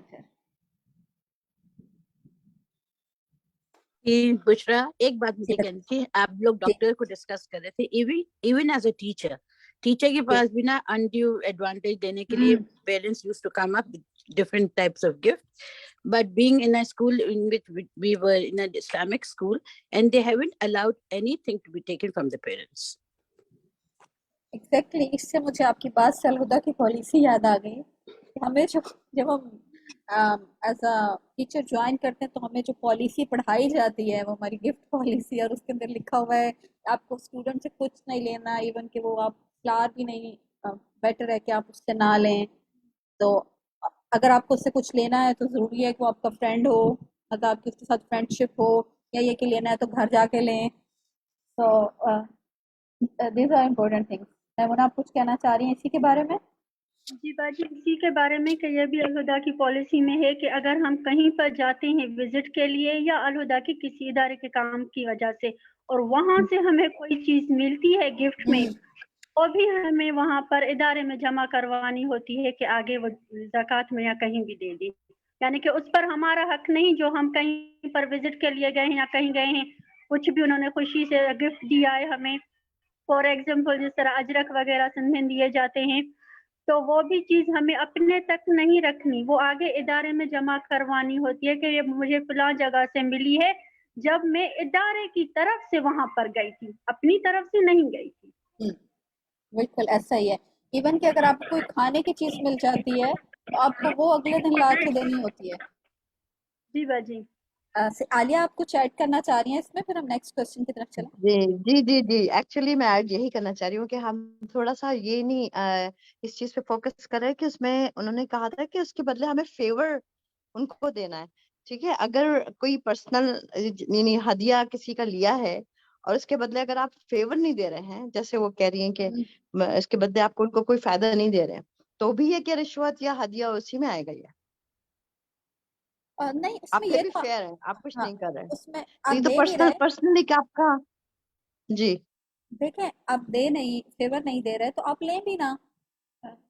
बेटर ऑप्शन है कि आप ना लें। ठीक है। बिकॉज देखें, ये तो एक नॉर्मल रूल है ना, जब हम किसी से कोई चीज लेते हैं, तो अभी हमने थोड़ी देर पहले ही बात की कि एहसान जो है वो जुबान काट देता है, उसको ऑपोजिट साइड पे लेके जाएं। लेकिन थोड़ा सा एक्चुअली जैसे एज ए टीचर मैं जिस चीज पे मेरा माइंड जा रहा था वो यही कि वो एज ए टीचर जैसे होते हैं ना, टीचर्स डे है, पेरेंट्स डे, मदर्स डे है, उसमें वो एक तो और बच्चे चीज है। बहुत सारे बच्चे जो है स्कूल के जी वो तो आप ले सकते हैं, वो आप ले सकते हैं, वो तो बेजरर सी चीजें हैं। इससे मुराद जरा बाजी वो ट्रेंड है, वो इस ट्रेंड मौके पर ना है। बैंक्स को डिस्कस कर लिया जाए तो 1-2 मिनट के लिए, कि बैंक्स के अंदर जो ये मैनेजर साहब को और इन असिस्टेंट मैनेजर साहब को काम निकलवाने के लिए जो केक के तहफ़ दिए जाते हैं, इसको भी थोड़ा चेक करने की जरूरत है। बैंक्स में कौन देता है केक? अच्छा, मैंने जी वैसे बाजी मैनेजर साहब को बहुत केक मिलते हैं किस इतने बात कि पे कि आप वो मेरे लिए अच्छे काम इन्वेस्टमेंट काम करते अच्छे इन्वेस्टमेंट अपॉर्चुनिटीज आपको बताएं, इसलिए बिकॉज मेरे ख्याल में तो ऐसा है कि ब्रांच जो मैनेजर होता है उसके ऊपर तो ऑलरेडी खुद इतना प्रेशर होता है कि वो बड़े बड़े इन्वेस्टर्स को दे रहा होता है गिफ्ट ताकि वो उसके बैंक में जमा करवाएं। तो ये चीज़ मेरे लिए नहीं है कि उनको दिए जाएं। नहीं नहीं बाजी बहुत कॉमन है ये लोग जो है ना अच्छा, मैनेजर्स जी हाँ उनको केक के तहत तो ये बहुत ही कॉमन है ये तो कोई वजह मैं भी आप कह रही हैं कुछ इस बारे में, बैंक्स जी के जी बारे में? नहीं, मैं बैंक्स के बारे में नहीं, मुझे बुशरा जी यही एक चीज ख्याल आ रही थी, दो चीजें। एक ये कि जैसे आपने जिक्र किया कि समटाइम्स वो कहते हैं ना एहसान जो है वो आपकी जुबान काट देता है। समटाइम्स मैंने देखा है एज टीचर्स भी या वैसे कि आप जब किसी की बहुत तारीफें करते हैं ना, मतलब आप समझे आप हैं और हम आपकी तारीफें, तो इंक्लाइन हो जाता है आपका दिल उसकी तरफ। एक तरह का हदिया है ना, गिफ्ट है कि आप उसकी तारीफें कर रहे हैं और आपका एक दिली ताल्लुक बन गया है। स्कूल क्लास में भी यही होता है, जो बहुत आपकी बच्चा फेवरेट बन जाता है क्योंकि आप एक वो आपकी हर वक्त मैम आप कितनी अच्छी हैं, आप कितने अच्छे कपड़े पहनती हैं, आप कितनी अच्छी लग रही हैं। ये भी मुझे ऐसा लगता है कि ये इसी फॉर्म में आता है। और दूसरा एक और मुझे दिमाग में ख्याल आ रहा था, जैसे आप किसी को कहते हैं जायज सिफारिश के लिए, जायज सिफारिश के किसी के घर जाते हैं कि जी ये बिल्कुल अच्छा बच्चा है, इसने इतने लिया है, ग्रेड्स लिए हैं, इसको ये नौकरी चाहिए, आप हेल्प कर दें। कहते हैं ना जायज सिफारिश भी जायज है। लेकिन अगर आप उसके साथ केक लेके जाते हैं हदियतन, क्या ये जायज है कि गलत है काम करवाने के लिए? देखिए, अगर तो आपके उस बंदे के साथ ऑलरेडी गुड टर्म्स हैं और यकीनन आप ये कहेंगे ही उसको कि इसका ये काम करते हैं जिसको आप पहले से जानते होंगे, अगर आप उसके साथ पहले से पर्सनल रिलेशन हैं तो केक ले जाने में तो कोई हर्ज नहीं है। ठीक है ना, क्योंकि नॉर्मली हम किसी अननोन पर्सन को तो ये नहीं कहने लगे कि ये बच्चा बहुत काबिल है तो आप इसको रख लें। डेफिनेटली आपने उस पर्सन के साथ ऑलरेडी टाइम टू टाइम मामला किया हुआ होगा, तभी आप इस स्टेज पे पहुंचे हैं। अगर आप उसके साथ एक फ्रेंडशिप के लेवल पर हैं या आप उसके साथ अच्छी जान पहचान है तो वाई नॉट, गिफ्ट तो देना चाहिए क्योंकि उससे मोहब्बत बढ़ती है। लेकिन मगर एक काम से पहले आप गिफ्ट दे रहे हैं या खाना अगर खिला आप रहे हैं सो दैट वो एहसान के नीचे आके जरूरी करें। नहीं नहीं, अगर आप ये कह रही है ना कि आप जायज सिफारिश कर रहे हैं तो जायज हाँ सिफारिश तो करनी चाहिए कि नबी सल्लल्लाहु ठीक अलैहि वसल्लम ने फरमाया था ना कि सिफारिश करो तुम्हें उसका अजर मिलेगा। जी वो तो करनी, और बाज़ दफ़ा सिफारिश करने में आपको इवन जायज सिफारिश करने में समटाइम्स आपको कुछ ना कुछ ख्याल करना पड़ता है दूसरे का, rightfully in the right way. ये कि आप किसी दूसरे का हक मार के उसको नहीं दिलवा रहे हो, तो आपको अच्छे टर्म्स के साथ अच्छे तरीके से मामला तो जी, करना जैसे चाहिए। जॉब के लिए वो कह रही है सिफारिश करवाना, तो फिर तो इसमें तो दूसरे का हक जरूर मरता है क्योंकि मेरिट बेस पे खुद ही आ सकते हैं वो। Why somebody has to tell him about like the person. तो फिर दूसरे लोग जो राइटफुली वे में वो वेट कर रहे हैं उनका हक तो खत्म हो गया। फिर नहीं, अगर कोई ऐसी जॉब सिफारिश हो की जरूरत नहीं होनी चाहिए अगर कोई। ज़रूरी भी नहीं है। बाज़ दफ़ा जैसे आपकी फ्रेंड का है, स्कूल है फॉर एग्जांपल, और आप बता देते हैं तो इसमें इसमें कोई हर्ज तो नहीं है, बिकॉज हो सकता है आपकी फ्रेंड ने ना उसको ओपनली पब्लिसाइज करना हो सकता है वो न्यूज़पेपर में हाँ, ऐड ना अगर ये देखी कह हो। दें कि इफ यू जी, फील कि ये आपके क्राइटेरिया पे पूरा उतर ये रहा है आपके तो क्राइटेरिया प्लीज पे पूरा उतरता देखिए। है तो व्हाई नॉट, इसमें कोई हर्ज नहीं। ओके लेकिन दीन में ठीक सख्ती पैदा करने की कोशिश करेंगे तो दीन गालिब आ जाएगा। आगे जी चलते हैं। आगे चल। क़यामत के दिन हकूक़ुल इबाद से मुतल्लिका मुज़ालिम का बदला कैसे दिलवाया जाएगा, ये हमने हदीस नंबर 212 में पढ़ा। क्योंकि टाइम मुकम्मल हो रहा है तो हम इसको थोड़ा जल्दी देख लेते हैं। एक मुसलमान पर दूसरे मुसलमान की कौन सी 3 चीज़ें हराम हैं? बहुत इम्पोर्टेंट बात है जी, याद है किसी को? अरीबा? उसका माल, उसकी जान और तीसरी इज्जत है। बिल्कुल सही है। झूठी कसम खाकर किसी का माल हथियाने पर क्या वही सुनाई गई है, ये हमने हदीस नंबर 216 में पढ़ा। नबी सल्लल्लाहु अलैहि वसल्लम ने फरमाया कि अल्लाह ताला ने उसके लिए जहन्नुम की आग वाजिब कर दी और उस पर जन्नत हराम कर दी। फिर उम्मत के मुफलिस की डेफिनेशन हमने पढ़ी कि वो क़यामत के दिन आएगा और उसके पास बहुत सारी नेकियां लेकर आएगा मगर उसने हुकूकुल इबाद अदा नहीं किए होंगे या किसी पर जुल्म किया होगा, तो मजलूम लोगों के गुनाह उस शख्स पर डाल दिए जाएंगे और फिर उसे जहन्नुम में फेंक दिया जाएगा। پھر ہم نے یہ پڑھا کہ زبان دانی کے زور پر کسی کا مال ناحق ہتھیانے کی کیا سزا بتائی گئی ہے. حدیث نمبر 221 میں پڑھا، کسی کو یاد ہے؟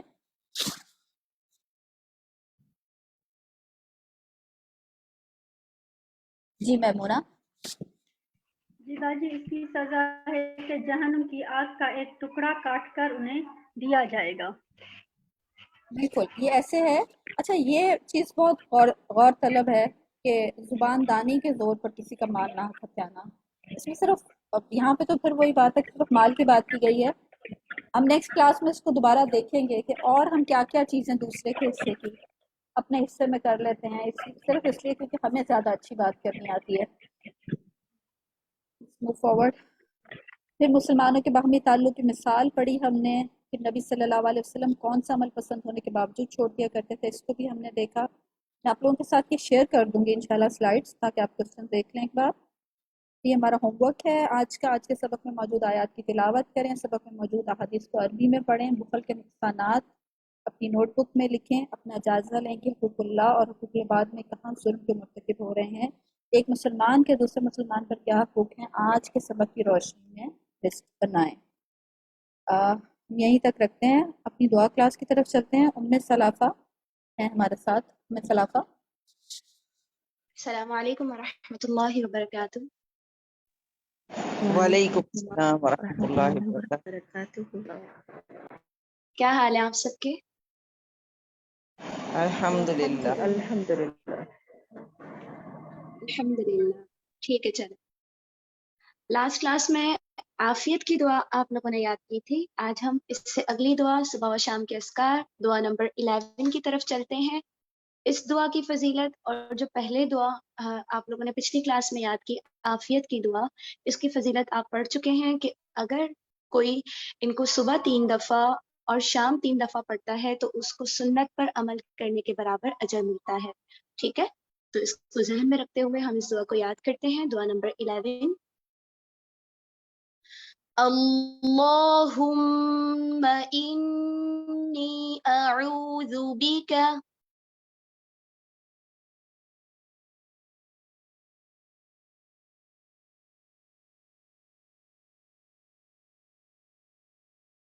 اللہم انی اعوذ بک من الکفر والفقر.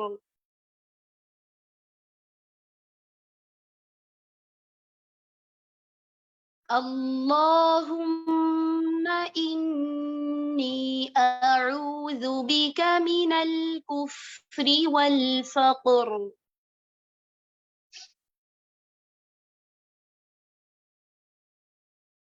اللہم انی اعوذ بک من عذاب القبر.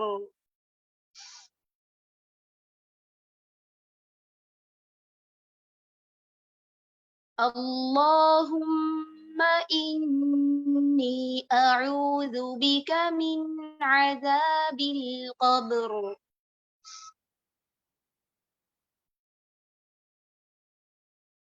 لا الہ الا انت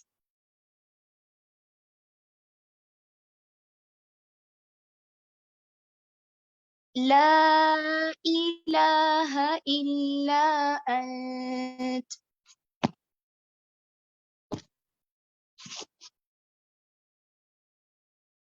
اللہم انی اعوذ بک من الکفر والفقر.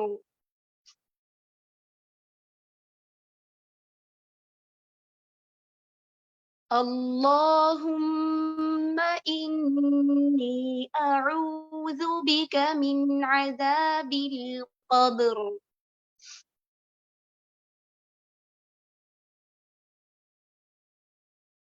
لا الہ الا انت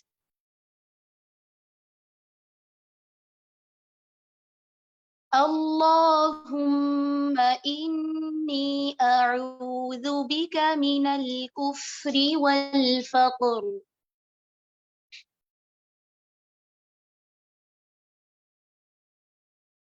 اللهم إني أعوذ بك من عذاب القبر.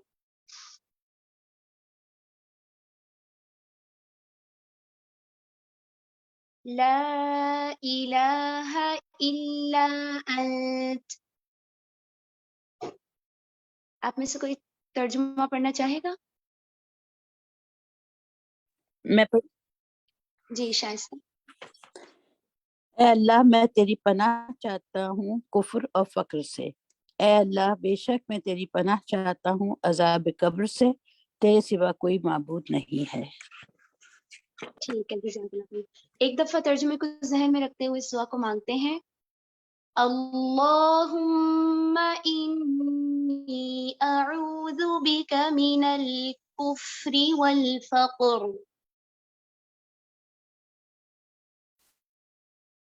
اللہم انی اعوذ بک من عذاب القبر.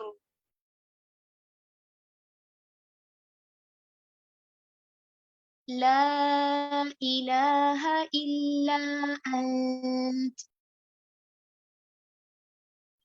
ٹھیک ہے، اس دعا کو آپ نے یاد کرنا ہے. پچھلی دعا کون سنائے گا؟ عافیت کی دعا جو پچھلی دفعہ یاد کی تھی. مہوش سعید.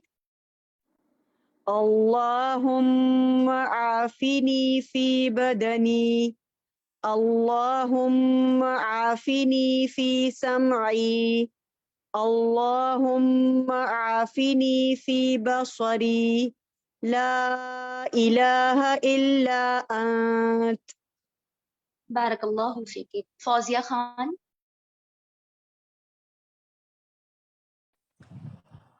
اللهم عافني في بدني، اللهم عافني في سمعي، اللهم عافني في بصري، لا إله إلا أنت.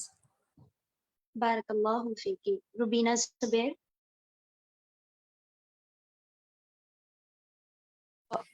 اللهم عافني في بدني، اللهم عافني في سمعي، اللهم عافني في بصري، لا إله إلا أنت. بارک اللہ فیکم. ٹھیک ہے چلے انشاءاللہ باقی ساتھیوں سے اگلی کلاس میں. یہیں تک رکھتے ہیں ہم. سبحانک اللہم و بحمدک اشہد ان لا الہ الا انت استغفرک و اتوب الیک. ربنا تقبل منا انك انت السميع العليم وتب علينا انك انت التواب الرحيم. آمين. السلام علیکم ورحمۃ اللہ وبرکاتہ. وعلیکم السلام ورحمۃ اللہ وبرکاتہ. ورحمۃ اللہ وبرکاتہ.